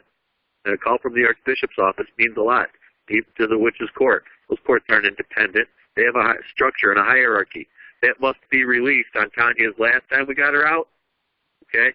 That wasn't put in there by this Judge Manley. Why would he be wanting to lock her up again if it was must be released last time?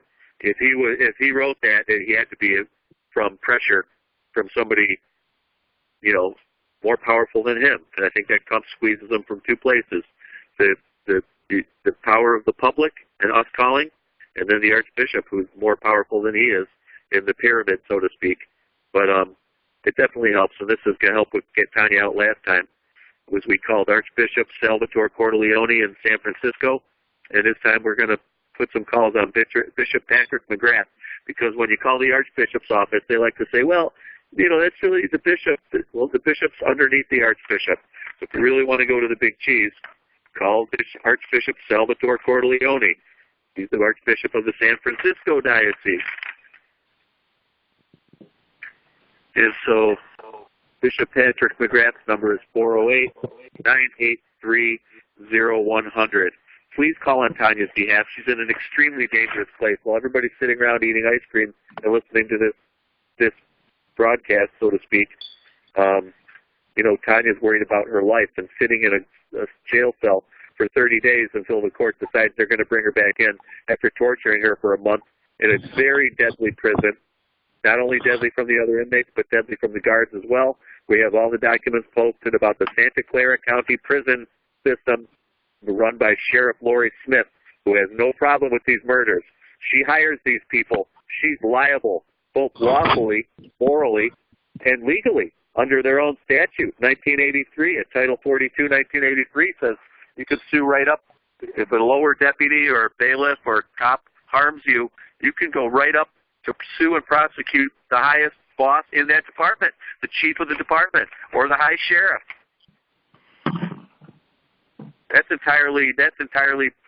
You're entirely legally entitled to do that. Of course, any judge you go up in front of to try to get recourse on that, they're going to throw your paperwork out. They're going to tell you you didn't do this right. They're going to tell you you don't have standing. They're going to kick it back down to another court. The higher courts are definitely circling the wagons to protect the lower courts. It's just the way business is done. And so we want to put the heat on somebody, quote unquote, more powerful than they. We should definitely be calling the Archbishop Patrick McGrath. Just gave you his number, 408-983-0100. I think it would be wise to call Judge Manley as well, and just to let him know that the public is watching. This helps keep Tania safe. We may not be able to talk him into doing the right thing and letting her go, but him knowing that there's hundreds of people watching her case helps keep Tania alive, no joke. And I'm not exaggerating any of this stuff here.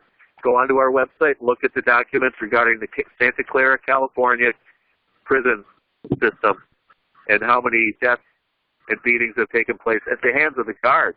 I'm not talking about gang wars or, you know, someone attacking somebody else they don't like. This is the system killing the people who it's incarcerating. If anybody can chime in with Judge Manley's number, I'll welcome the help because it's not jumping out at me right here. Eric, can I say one other thing? When Sure. she went through the nasty divorce, her ex-husband's attorney, Dennis Luca, and I guess he's a cutthroat attorney, plays dirty. But anyways, he entered into court her H-SCADA scan into divorce financial court, or one of the divorce courts she was in. And she said, how did he obtain that? Because that was sent to her by email when she got a scan. She is chipped from head to foot. And he introduced that. And when the judge asked him, he said, through work processes. Really, somebody hacked into her computer and obtained her private medical information, and it was disclosed in court. They're tying all her court records together, and if they know that, they know she is chipped from head to foot, you know. And she did tell me when she was in the jail yesterday, she started dozing off, and she goes, they're hitting me with frequencies. She has 5 satellite frequencies directed at her in the cell phone range. I know those exact frequencies. I was able to tie those to Airbus, international, military, SATCOM, government. I believe that's the New World Order's military division. If you look at the words, Airbus, international, across nations, military, SATCOM, meaning satellite communications, government. She has 5 satellite frequencies directed at her, and she has microchips and nanoclusters that act as microchips from head to foot. Her being in jail, she was doing, protecting herself at home. How can she protect herself in jail with having that stuff in her body? And that was done without her knowledge and without her consent. Yes, sir. Yes, I have Judge Manley's phone number, Santa Clara County Superior Court Judge Stephen Manley. His phone number is 408-491-4840. Again, Judge Manley's phone number is 408-491-4840. Santa Clara County Superior Court. Excellent. Sheriff Lori Smith. I have her number as well here. Let's give that out, and her email as well. Yeah, we have her email. We have her Twitter account. All right, so the official Twitter page for Santa Clara County Office of the Sheriff, Sheriff Lori Smith, her phone number is 408-299-2311. Again, that phone number is 408-299-2311. Her official Twitter handle is SCCO Sheriff County. SCCO Sheriff County. And their official website in California is sccsheriff.org. sccsheriff.org. Excellent. That's good. Good work, Daniel. It's all on the website. I'm going to transfer all these phone numbers to the new blog that we just posted. All the links for the websites. Salvatore is going to be on there as well with his links and phone numbers. So, and whatever updates you guys can come up with for phone numbers, email addresses, and we're going to put tags on all these officials in that county. We're going to tag the governor of that state as well. So we're going to do what we can to get as much traction and attraction to this case. Yeah, to Tania's case. Okay, the email for we want to give out We want to give out the number for Salvatore Corleone, the Archbishop, because he's really the big boss. And I'm worried that calling the lower level guys isn't, because I know better. You need to go right to the Archbishop. So, once again, this name's going to start getting really ranked into people's heads, because I think it's the third time we've had to call. And all right, I hate to do got his phone number here. Archbishop Salvatore J. Corleone of San Francisco. His phone number is 415-614-5500. Again, that phone number, 415-614-5500. Excellent. The judge that presides over the lower judges, this is kind of the judge, the big boss of the judges. She's the chief district judge for Northern California. This is the one who tried to tell Tania, you haven't exhausted all your options in state court, so I can't hear your case.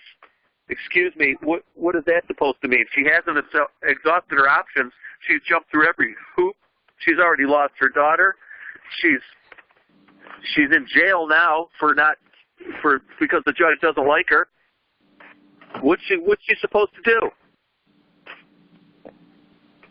So we have to call the chief judge, Phyllis Hamilton. She's got an email too. That might be easier for some people than calling. I know some people are scared to call, but don't be. I mean, just be professional as long as you don't do anything stupid. It will really help Tania stay alive because she's in a very dangerous spot. Let's go look at the prison conditions of Santa Clara County, California. We got them posted on the website regarding this matter here. Phyllis Hamilton, I'm going to give her email first. It's PJH for Phyllis J. Hamilton. P is in Phyllis, J is in Jane, H is in Hamilton. Those are capitalized. And then a small P-O at CND, that C is in country, N is in Nancy, D is in David, .US court.gov. I hope I got that right. PJH, capital, PJH, small P-O, at CND, US court.gov. I might have missed the dot, but you'll get it. You'll get it close. Yeah, I got to get it right here. Maybe somebody can help me confirm that email. I might have put a dot in the wrong place there. So I'm going to give the phone number instead. Is now 510-637-1296. This is Judge Phyllis Hamilton. This is the one who could make corrections with Judge Manley. She's the chief. I believe she's the chief administrative judge for Northern District of California. If anybody comes up with another name that I may have missed, please let us know and make the adjustments as you do your own investigation into this case. We don't have a fleet of attorneys. We don't have money. We don't have anything except you people out there working together to help save Tania. And this woman's really smart, really patriotic, really important to the freedom movement. She's just a great example of what we all want to do, which is stand up against corrupt government. But she had enough guts to actually do it, and now she's paying the price. So she's kind of like, taking the fall for the rest of us, so to speak. I think that's a good way to put it, to keep these courts in check. And if we come out of the woodwork with a lot of phone calls on her behalf, just support, hey, I support Tania McCash. Give me a call back and let me know that the judge got this message. And if you don't get a call back, keep calling every day. You have every right to call every day, providing you have a, quote, legitimate purpose. That's the legal standard. And you can definitely have a legitimate purpose if one of your people you're interested in supporting is locked up in jail. And it's always nice to hear from Tania. I think she's good enough, smart enough to have her own radio broadcast. She knows about the law. She's been through it. She's strong. She's very well spoken. She's smart.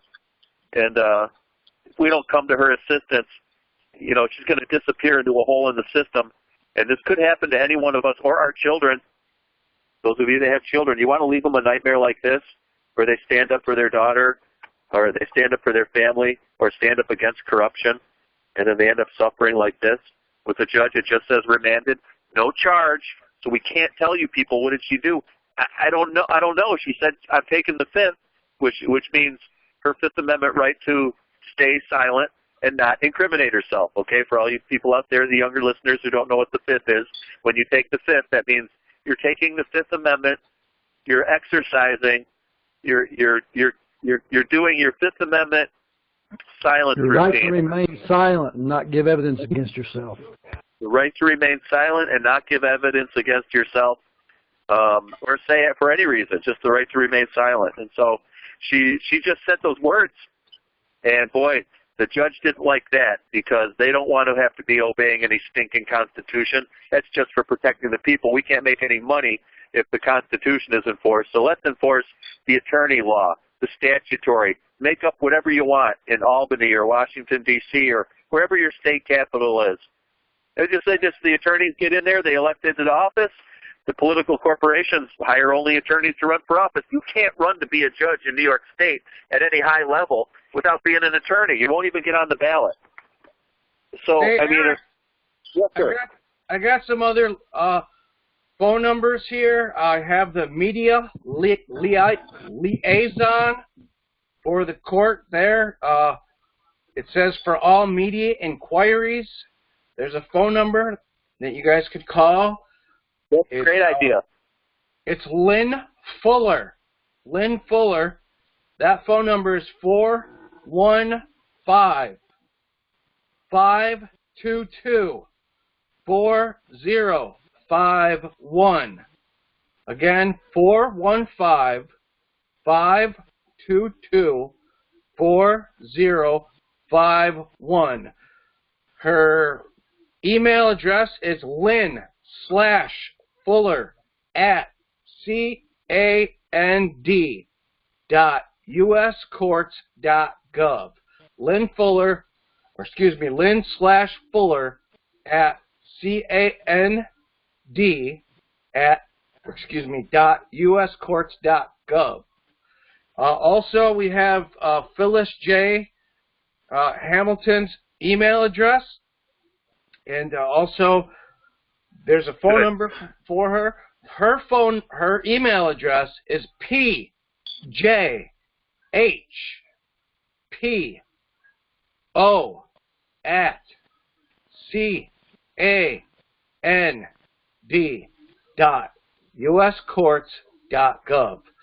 That phone number for Phyllis J. Hamilton, 510-637-1296. Again, that phone number is 510-637-1296. Excellent. I think another helpful number would be the court. The Superior Court system has a CEO. They're a corporation. And it used to be only on David Yamasaki, because Tanya used to tattle on the court, the CEO, David Yamasaki. But now he's retired. So there must be another CEO of this California court system. That might be another person to contact. The CEO of the California court. What's his name? I don't know. It used to be David Yamasaki, but I think he retired. Tanya used to send him emails. Okay, yeah. I don't know who the CEO is now, because everybody answers to somebody, right? Well, that's what I'm saying. There's a power structure in the courts, and the judges are not independent, making up their own minds. They know they either get a direct or an indirect word on, especially on important cases where there's a lot at stake. This case is a big one, because Tanya has been really battling the courts, doing well and presenting very powerful paperwork and keeping it right on where it needs to be, not getting off track. And they don't like that, so they're just arbitrarily, with no cause or no charge or no evidence or no reason, just locking her up whenever they can. And when I say they, it's pretty much the Stephen Manley guy. He hasn't got the message yet. And I don't think I don't get the idea that he's not going to get the message, but it's worth a call. This is why we have to call the Archbishop and the Chief Judge for that district, which is Phyllis Hamilton, and just bury her in phone calls. It has to be done, or she can't, I mean, does this single mother of 3 sitting in jail make any sense to anybody? It's downright evil, and this judge is strictly being vengeful and mean and cruel and trying to get even with her, to punish her for, it's not about getting even, because she hasn't got anything up on him at all. He didn't like the fact that she stood up and sued him. And she has every right to do that. You can sue a judge. We talked about it tonight, case after case, where the judges do not have this blanket magic immunity to do whatever they want to do, period, end of story. It's absurd. We talked about it tonight. Rankin versus Howard, 1980. Zeller versus Rankin, Stump versus Sparkman, 1978. Piper versus Pearson, 2011. Bradley versus Fisher, 1872. Davis versus Burris, 1938. They all make it clear that when the judge is out of his jurisdiction, he's out of his immunity. That means there's no immunity. He can't just do what he wants to do and say, I can lock you up for nothing. I have immunity. That's not what immunity either is by the letter of the law or the spirit of the law. It was intended to protect judges from unnecessary or reverse action when somebody was actually, doing that just to try to punish the judge. Now, if the judge is operating out of his jurisdiction and or the person's completely innocent of anything harmful to anybody else, so it was back to the judges do not have invisible blankets or indefinite, undefined, limitless immunity. They don't. That's not what immunity is. Judicial immunity is legally or by the letter of the law or the spirit of the law. It wasn't intended. That judicial immunity wasn't intended to protect criminals and drug pushers like Stephen Manley, come out and incarcerate people like Tania who stand up to him. She ought to have her picture on the poster as a woman of the year. She shouldn't be in a jail sitting there rotting, while the judge, grins about how, he locks up innocent women that talk back to him. I mean, is that what, bitch slap the woman now and screw it, she's property? She wears a miniskirt, she deserves to get raped? Where are we going with this? It's gross. It's got to stop. And Judge Manley's not being very manly. Yeah, go ahead. And when she had the case naming him as a defendant, they responded close. He was served, I think, on June 20th or around there of last year, and then government attorney responded on his behalf close to the 30th day. And the ball was in her court. She had so many days to do something. She couldn't do it, what she needed to do, because he threw her in jail. And then, when it was too late, she got out of, she got out of jail on a Thursday, and by that Tuesday, something had to get filed. Anyways, I think one of the reasons why they threw her in jail is because she is filing very powerful court documents and exposing the corruption through judicial benefits and the CUSIP account and all that. Just because they need to know, I hope they're listening, just because Tania's in jail doesn't mean she's going to stop filing, because she has me and other people who are going to file those documents on her behalf. Well, I'm glad you brought that up, because I want to get into that. I almost forgot to go. I got so much on my mind and on my plate with numbers and all this stuff going on, and I'm trying to juggle it all. But I'm really glad you brought that up. We need to do a mass, start sending paperwork into the court, and it's got to be letters. Phone calls are great, but it's got to be, to make this really stop, people have to start sending letters and affidavits. I so-and-so hereby can testify that Tania McCash has a sound mind, because I heard her speak on 2 different broadcasts on Studio 1776, once a few months ago when she was locked up and we got her out 2 or 3 days, and now when she's locked up and we're hoping we're going to get her out again in 2 or 3 days. This is not a foregone conclusion, and this is scary. This is scaring even me. I don't like it when they come back and they haven't learned their lesson yet. This is why the calls have to be more now than ever before, because if they think they can win this, boy, there's nothing they can't do.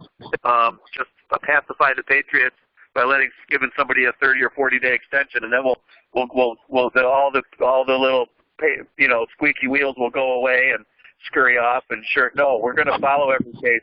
It's important that we follow these cases and we don't let the enemy come back for more, like a pack of wolves, after, a bear comes along and the wolves all kind of scatter and the bear picks it away and he walks away and the wolves come back.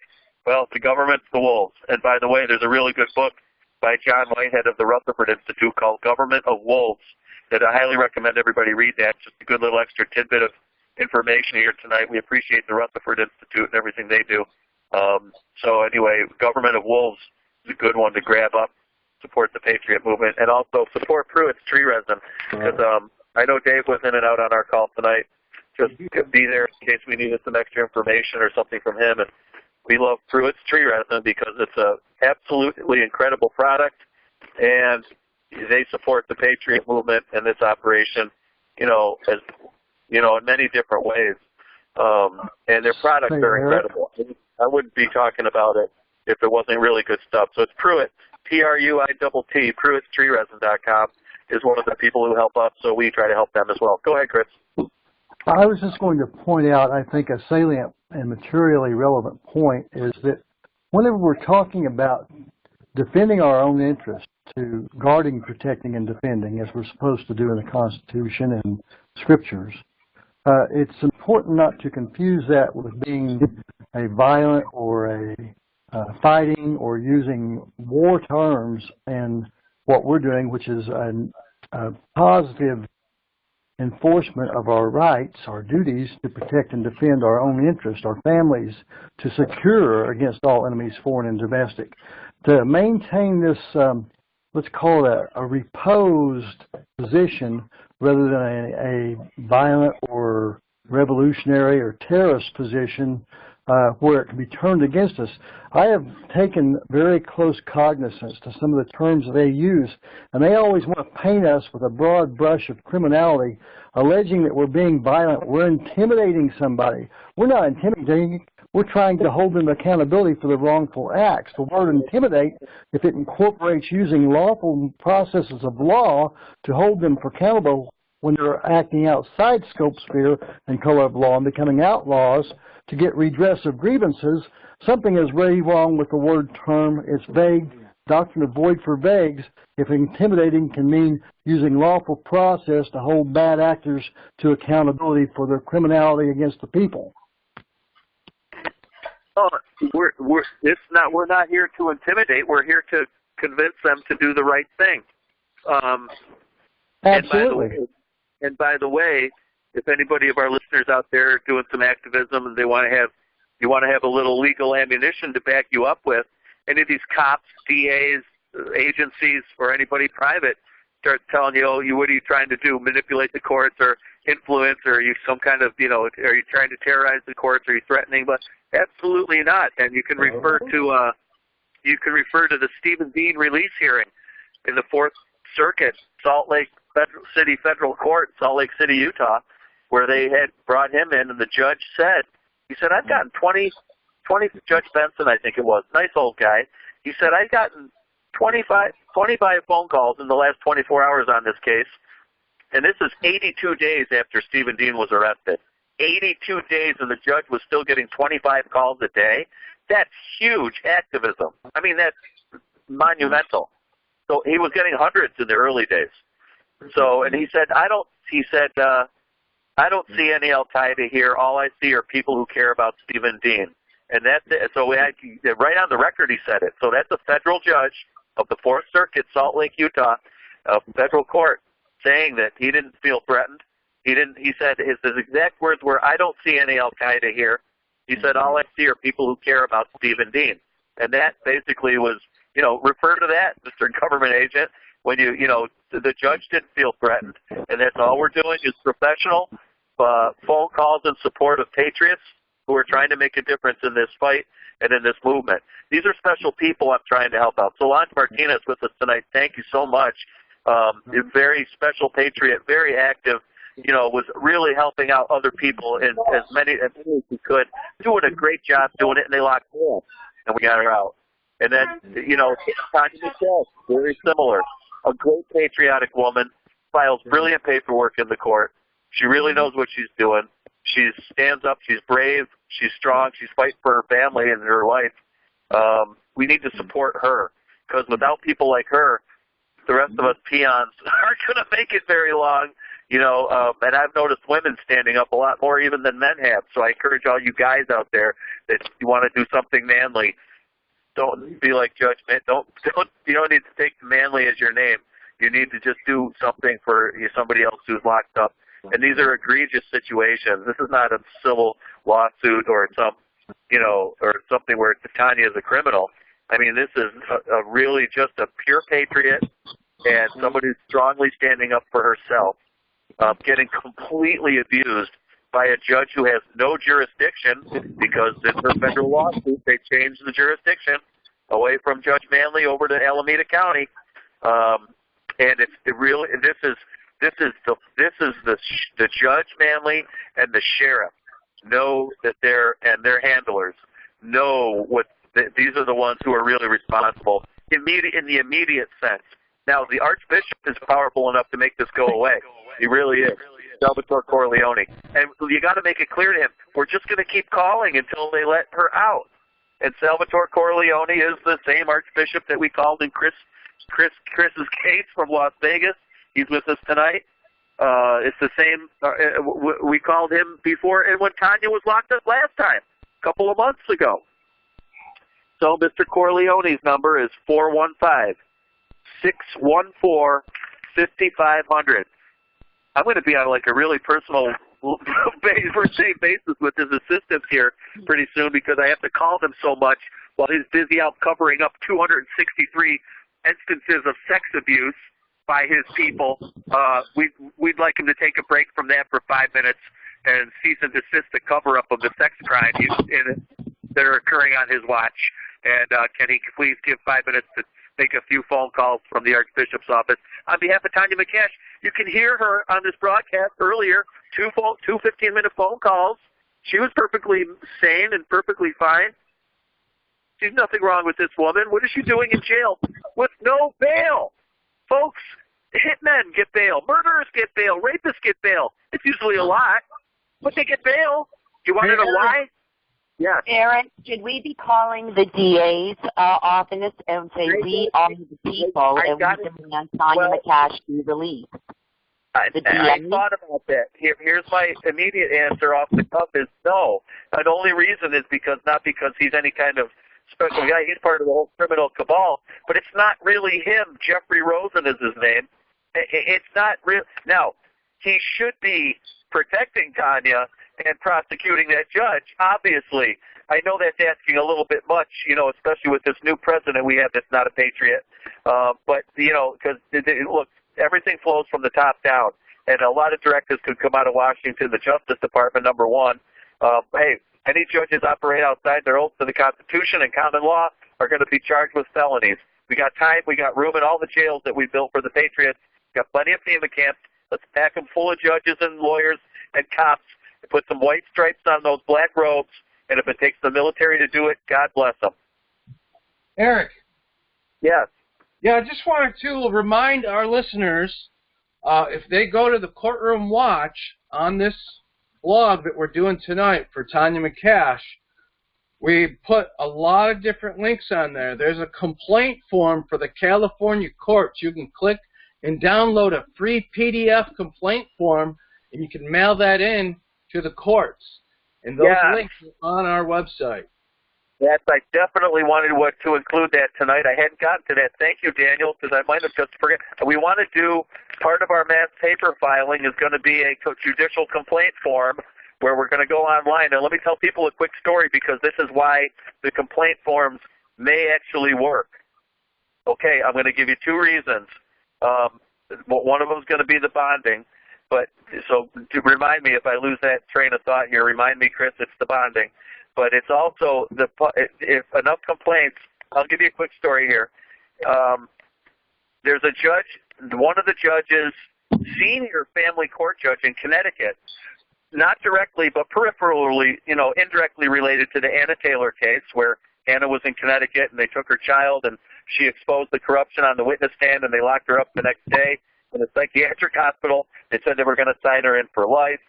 One of the higher-up family court judges had 29 complaints against her. This is a lady judge over the family court at the highest level in the state of Connecticut. She was brought up in front of the legislature for a renomination hearing because she was up to be nominated again for the position and running a whole other 8 years of tyranny and horror and nightmares tearing families apart at the behest of the Catholic Church in Rome so they can get their hands on the kids and have all these boys and girls homes that are working with the courts. Hello. So this judge had 29 complaints against her, and because of that, the Connecticut state legislature refused to renominate her for another term. Hallelujah. Okay, so and the protesters out front made a big difference. The news media had to cover it because there were so many people out there, and they couldn't, because it's going to go viral on YouTube one way or another. ABC, NBC, Fox News, prostitutes. Yeah, so you better just get out there and cover it, put your spin on it, and, pretend how the Patriots are bad. And they did the same thing. There's a bunch of women out there protesting, and the government's saying they're evil, and they're terrorists, and they're dissenters, and they're, rebels, and all these other terms that they like to use to demonize. And so we cost that judge her job. Actually, I shouldn't say that. She cost herself her job. We wouldn't be involved if these witches weren't corrupt. We're not because they're nice guys and girls. We're getting involved because they're very mean people. Very mean. Stephen Manley's a perfect example, locking up Tania McCash. Yes, Chris, go ahead. I wanted to give Courtroom Watch and Freedom Screamer and others that do the research for this team of private advocates that work pro bono because we care about Americans, that in the case that I was falsely taken as psychopolitical warfare terrorism hostage at the Lakes Crossing Center, while we were up there doing calls, while I was locked up in there unlawfully, we managed to unseat former chief of the 8th Circuit District Specialty Competency Court Judge Jackie Wolfson Glass, the wife of the district attorney Stephen Wolfson, and co-partner with him in the Wolfson and Glass law firm. She had to step down, and they completely reformulated the judiciary list of the State Bar of Nevada, and to eradicate the evidence of the violation of separation of powers doctrine. And so she lost her job, and I did take some personal pleasure in informing Mr. Wolfson face-to-face in the lobby of his Justice Center down there, which may be one reason I've gotten such strong love and hate shown from his office in particular, and weaponizing every instrument he has, abusing his governmental authority and prosecutorial discretion. However, we were effectuous, and that was not insignificant that this judge had to step down. However, what many people don't cognize is the bar itself has assimilated and aggregated, unified every office of government in an extreme violation of the separation of powers doctrine by putting all offices of government underneath their private association, the bar. Oh, exactly. Once again, I watched, and God bless them, they turned out to be good people, and there was a good resolution to the situation, but I watched the local town government, which I won't name, they couldn't run an electrical line 200 feet up into the woods without checking with their attorneys, I'm like, oh, God. So they really have trouble, but, they're always, if you be patient, and we're going to get through this, but there has to be pressure, and it has to be a lot of it. And the system will always give in and do the right thing. Not because they want to do the right thing. I don't think we may be changing hearts and minds along the way. I hope we are. But I think it's more out of just fear of so many people rising up and saying, no more. And if that's the way it has to be, hey, man, tough balonies. That's the way. Too bad. That's not our fault. When you push people far enough and deprive them, I don't want to use the word deprive, but to violate their freedom and violate their property and steal their stuff through all these legalized means, all of them put through by the bar, when whatever fashion, eventually people are going to say, enough is enough. And we're trying to stop bad things from happening. We're trying to make good things happen. We're not trying to manipulate anybody. We're not trying to push through a political agenda. If you want to call freedom a political agenda, I guess, you can demean it and lower it to that level. But it's a concept that's sacred to everybody. I mean, even the people in the government want their freedom. So, how can they oppress other people? I don't understand that mentality. It's sick in the head. They want theirs, but, they're not going to respect the fact that then, you got to let everybody else have that. You know what I mean? I mean, it's not just for you government agents of the government, people who get government contracts. No, there's no special class in this country. That's why it's unique. And the whole rest of the world's watching and seeing where we're going to go with this. Watching specifically cases that we work on, because they don't have the infrastructure or the reach that we have here in this country, or the caring and the protection from on high. I think there's a lot of reasons at stake, or the force, because the people, there's 100 million guns in this, 100 million gun owners in this country. It's a lot of people. That's the biggest army in the world right there. That's why they got to keep this Northeast and Midwest of the United States pacified and bogged down in all kinds of other political theater and baloney that makes no difference. Well, look, hey, Trump, I don't see much difference where the rubber meets the road. We still have Judge Manleys in every jurisdiction doing completely unlawful things, legalizing the unlawful, acting like a military tribunal, and locking up people who look at them the wrong way. Your hair's too long. You had the same infraction last week and the week before, 30 days in the hole. I mean, that's what we're at with Tanya. I mean, it's not even, you couldn't even come up with your hair's too long or too short, or your skin's the wrong color, or you didn't say the right thing, or you said too much.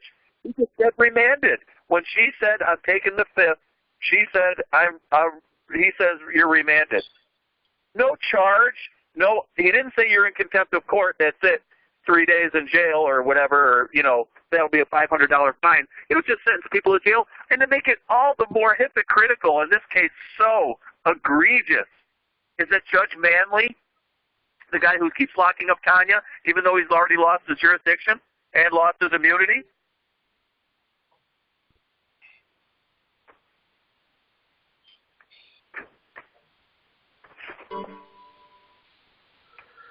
All right, so it looks like, Eric, you're back. Whoops, I lost you. I lost my signal there for a second. Yeah, that's all right. Hey, listen, it looks like a lot of people are starting to drop on the call here. I think we got quite a bit of information out here tonight, Eric. Thinking maybe we should start closing out the show here and just kind of like, because I still got to work on putting up the videos and stuff for this. Eric, I think I have another number for Santa Clara Sheriff Lori Smith. I'll give that out, yeah. 408-283-0562. Read it slower one more time. 408-283-0562. And okay, great. The court administration CEO, Rebecca Fleming, 408-882-2700. Excellent work. Hang on, I'm trying to stop a few texts from coming in, and it's blocking my vocal. Well, the point I wanted to make, thank you, Solange, we're going to read those numbers one more time before we close out. I wanted to make the point that what's so hypocritical is this Judge Manley is constantly bragging on the Internet about how he provides alternatives to jail in his drug court. And, of course, his alternative is the forced medication. But that's one of the, people want to go on YouTube. You'll find out. We'll post it, too. I think it's embedded in our last phone blitz for Tania McCash. I already got all those embedded on this one here. All right. Okay, good. And watch Judge Manley talking about how he provides alternatives to people going to jail. Well, then why don't you provide one of those alternatives to Tania McCash and let her go? Okay, so with that, we're going to run through the numbers one more time, Dan, and then we're going to close it out. How's that for a plan? Yeah, sure. That sounds like a good idea. Go ahead. Great. So here we go.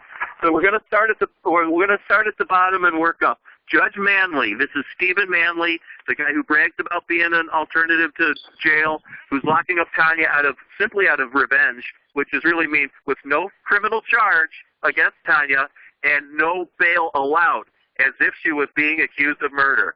Okay? And she's done nothing. So, Judge Manley 40, and I want to make those points so people know what to bring up. Judge, I thought you lost your jurisdiction in the federal case. Judge, Tania hasn't committed a criminal act. Has she? Make the accusation. Tell us what it is.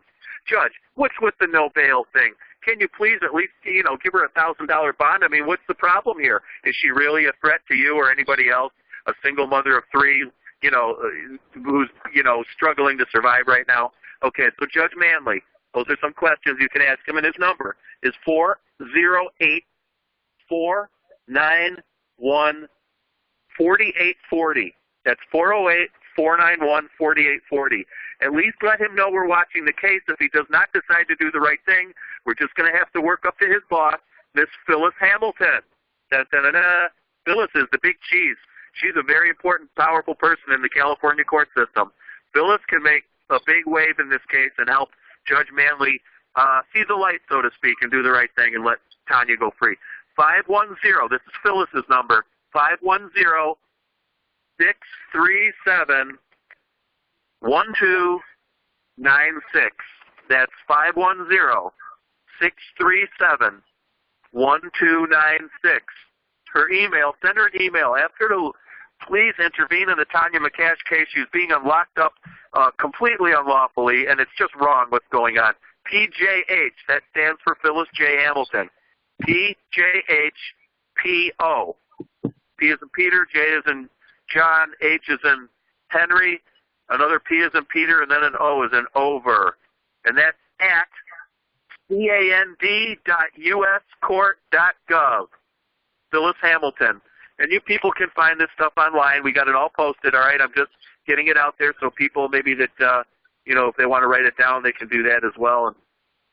And we don't, in case there's any interference with the playback. So it's always good to just get this out there. I want to give one more number here because we got both judges. The DA, I don't think is going to be able to do much. He's really not the one asking for Tania to go to jail. This is just the judge. The DA is kind of off the hook on this one, although he should be protecting Tania and her freedom and her interests. I know that's asking a little much, but, we can at least kind of excuse him a little bit on this one because it's not really him that's pushing the issue. It's Judge Manley. And so we need to call him and his boss. And anybody, send a letter to the entire – if people out there, listeners, want to know how to make a difference, help do a little legwork on your computer. Blast this case out. Send a link or, a file of this case and the most important documents or your thoughts on it, or just forward the stuff along. So you're just a forwarding agent. No big deal. You're not making any claims or any comments. Send it off to every judge that you can in California from the state Supreme Court level up, Superior Court, State Supreme Court, State Appeals Court, and, of course, the federal jurisdictional courts in there out west. There's a ton of judges out there. I think they should all know about this. I don't have the time. If people want to start donating, great. I'll have the time to do all this. Right now I don't. I need your help out there. So if anybody could be a force multiplier and figure out creative ways to get this case to as many California officials as you possibly can, that'd be great. Send it to the libertarian organizations, the freedom groups, the people on the Internet who have an Internet presence. Get this word to them. They're in California. Maybe they want to help make a difference. Maybe we can get it to the local media. They're not going to do jack, but we'll give them the option anyway. So if they want to decline, hey, you've been told. Now you can decline, and we'll make a big deal out of it for you. So all the judges ought to know. I think any multinational corporation or any corporate office ought to know about this case. It's going to interfere with people wanting to live in California. What are they going to do when all they have is people flooding over the border asking for freebies and no taxpayers to provide those freebies for the newcomers? Okay? Because everybody's going to leave California if they see this going on too much. There's not going to be any tourism. Nobody's going to be going to the movies. Screw the football game. All that junk, it can just go disintegrate into a pile of dust. Let them all go out and work for a living. All right, so now that being said, we got to call the Archbishop of San Francisco. He's the one who's over this whole area. He's the big cheese. His name's Salvatore Cordileone, C-O-R-D-I-L-E-O-N-E, Cordileone, Salvatore Cordileone. He's the Archbishop for that whole area of California. He has extreme power over the courts. Trust me. I'll prove it to anybody anytime.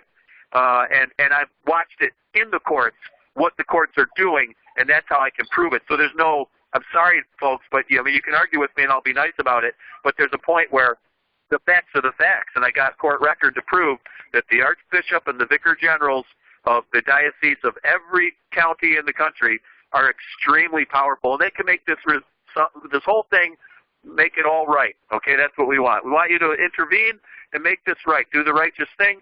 If you're a man of God, do the godly thing and set Tania free. His input makes a big difference to the local court. Just have his legal office call the attorneys for the county. There's attorneys that represent the county of Santa Clara. The legal department at the diocese can call the legal department at the county. That would be great. There's a specific thing they can do. I don't care if Archbishop called the judge. Screw it. We're calling him. Why can't you call him? Don't tell me this stuff is ex parte or it's interfering in a case. Too bad. The case needs to be interfered with. It's not a legitimate case. Hello, Mr. Archbishop, there's no criminal charge, and there's no bail for Tania. How screwed up is that? Intervene immediately, or the Catholic Church is going to be compliant. Not standing up to evil is being a part of it. Okay, folks, there's no sideline. If you're standing down, you're standing with the enemy. I hate, and I'm not being, you're with us or you're with them, but you can be where you want to be, but you're certainly not on the side of freedom and righteousness. If you're standing down, you are aiding and abetting by your silence the evil that's taking over. And it's going to come get you. I just know it. I've watched it happen. The system will devour those who don't stand up against it. They usually kind of, back off if the public pressure is enormous, and we need to make it enormous in this case. So, Archbishop Cordileone is 415-522-4051. I'll read that a couple more times. This is the guy who could make it all go away. Bishop Patrick McGrath over at the Diocese of San Jose, which is the closest to Tania, and then his big boss, the Archbishop. Okay, you got bishops, and you got archbishops, and then you got the cardinal, and then the pope. And in there's also vicar generals and judicial vicars. Note the use of the military term. Are you getting the idea, folks? This is a military organization out of Rome, run by a major dictator, a five-star general named the Pope. He's got all his colonels underneath him who are cardinals. He's got all his majors who are archbishops. He's got all his captains who are bishops. Okay, he's got all his priests who are the soldiers. Hello? Okay, so this is how it goes. This is how it rolls. I'm sorry to break the news to a lot of you, but, truth will set you free. I know it hurts, but adults have to grow up, or your children are going to get really screwed, and if you don't care, you got a serious problem. So anyway, call Archbishop Cordileone. He could make this all go away. We got to get Tania out of jail. She's in a dangerous spot where she could get killed or very injured or very sick. And Archbishop's number is 415-522-4051. That's 415-522-4051. Okay, so call Judge Manley. Let him know we're watching. If he doesn't want to do the right thing, we can't force him, but we're letting him know that he doesn't have jurisdiction, and we're going to just start putting the heat on other entities, like Phyllis Hamilton, the chief judge, and Archbishop Salvatore Cordileone, who's got the power to really make a difference in this case.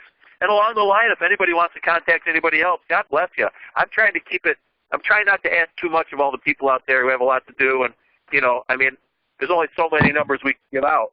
But I would suggest calling as many people as you can. Once again, send this case to everybody, and make the calls to everybody that you think you should. University groups. There's got to be libertarian and freedom groups and conservative groups and parents' rights groups at almost every major university. How many universities are there in California? Holy cow, a gazillion. Get this out to all the university chapters. They're going to have a chapter of some organization that would want to hear about this, some freedom and justice group or a prison reform group or a single mothers group or a Christians group. Any one of those would be appropriate for Tania. So think about how you can get this word out to others and multiply what we're doing. You all people listening right now can make a huge difference by getting the word out there, just by pushing some buttons and doing some creative marketing on the computer. There's a mission for all you people who need something to do for freedom. Contribute. You can't afford to donate any money. Please donate some time and get this word out there, all right? So with that, we're going to start closing out. I'm going to thank a bunch of people and then see if Chris has any last words or Solange.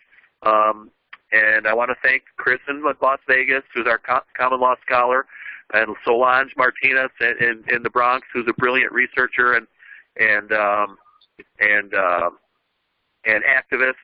Gary in Michigan. I don't want to leave out Gary. Gary, we didn't get to you much tonight, but we do appreciate you being with us. If you're still on the line, I'm going to have you close out with a prayer.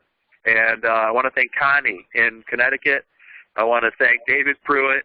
I want to thank Chris, Solange, Dave, Connie, Gary, and Daniel, of course, hosting the broadcast, and whoever, Heidi in Minnesota. Don't want to forget her. She's been my right-hand woman for doing research on this. And so pray for Heidi for protection, because she's like a brilliant researcher that's really helping out.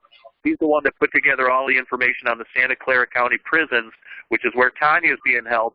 This is why we want her out. When I found out all the murders that the guards are committing in the prison, in those jails, we got to hurry up. So please, people, it's Sunday night. Tomorrow is Monday. Please spend all week thinking about Tania McCash. Make the calls. Call whoever you think you need to call and alert them of this case. And we got to get her out immediately, because there's no charge, there's no bail, there's no nothing, and she's just sitting there waiting for her next appearance. That's obscene. So, Chris, any last words, or Solange? Chris isn't here anymore. Okay, Chris don't. Okay, great. So we'll talk about closing it out now. Thank you, Solange. Thank you, Gary, Chris, Dave Pruitt. Please, people, go help it. Thank you, Heidi. Thank you, Pruitt's Tree Resin, for everything you do. I want to encourage all our listeners to go to that website, too, pruittstreeresin.com. They help us. We'd like to help them. Helping us helps people like Tania and Anna Taylor and Michael Large and everybody who we tried to help get out of the lockup. So, people, please activate. Courtroom observers, activate. And please flood the system with calls this week. Let them know you care about Tania. The poor woman sitting in a jail cell tonight, not knowing what's going to happen, and no idea what she's being charged with, which makes it so scary. No charge, no bail, no criminal act, no nothing, and there she sits. So, Daniel, any last words? I'll let you close us out. Thanks, everybody, for joining us tonight, and Daniel, take us to the end of the broadcast. Excellent. Appreciate you being here, Eric, and everybody else that joined the phone call this evening. Just want to remind you guys to check out courtroomwatch.com. We're going to have all the links, phone numbers, videos on there. We're going to share it over at studio1776.org, where we are actually banned on Facebook. We're going to share it on our Twitters and our single parents groups, and we're going to be putting that YouTube video up probably tomorrow on the website as well. So to find out more information, courtroomwatch.com. And I want to thank everybody who is watching this video in our courtroomwatch.com Facebook page live right now. Thank you guys for watching the video and sharing it. And again, God bless and have a good evening. Thanks, Daniel. Everybody pray for Tania and get on the phone and the email tomorrow. Thank you so much. Appreciate it, Daniel. Yes, sir. Hey, Gary.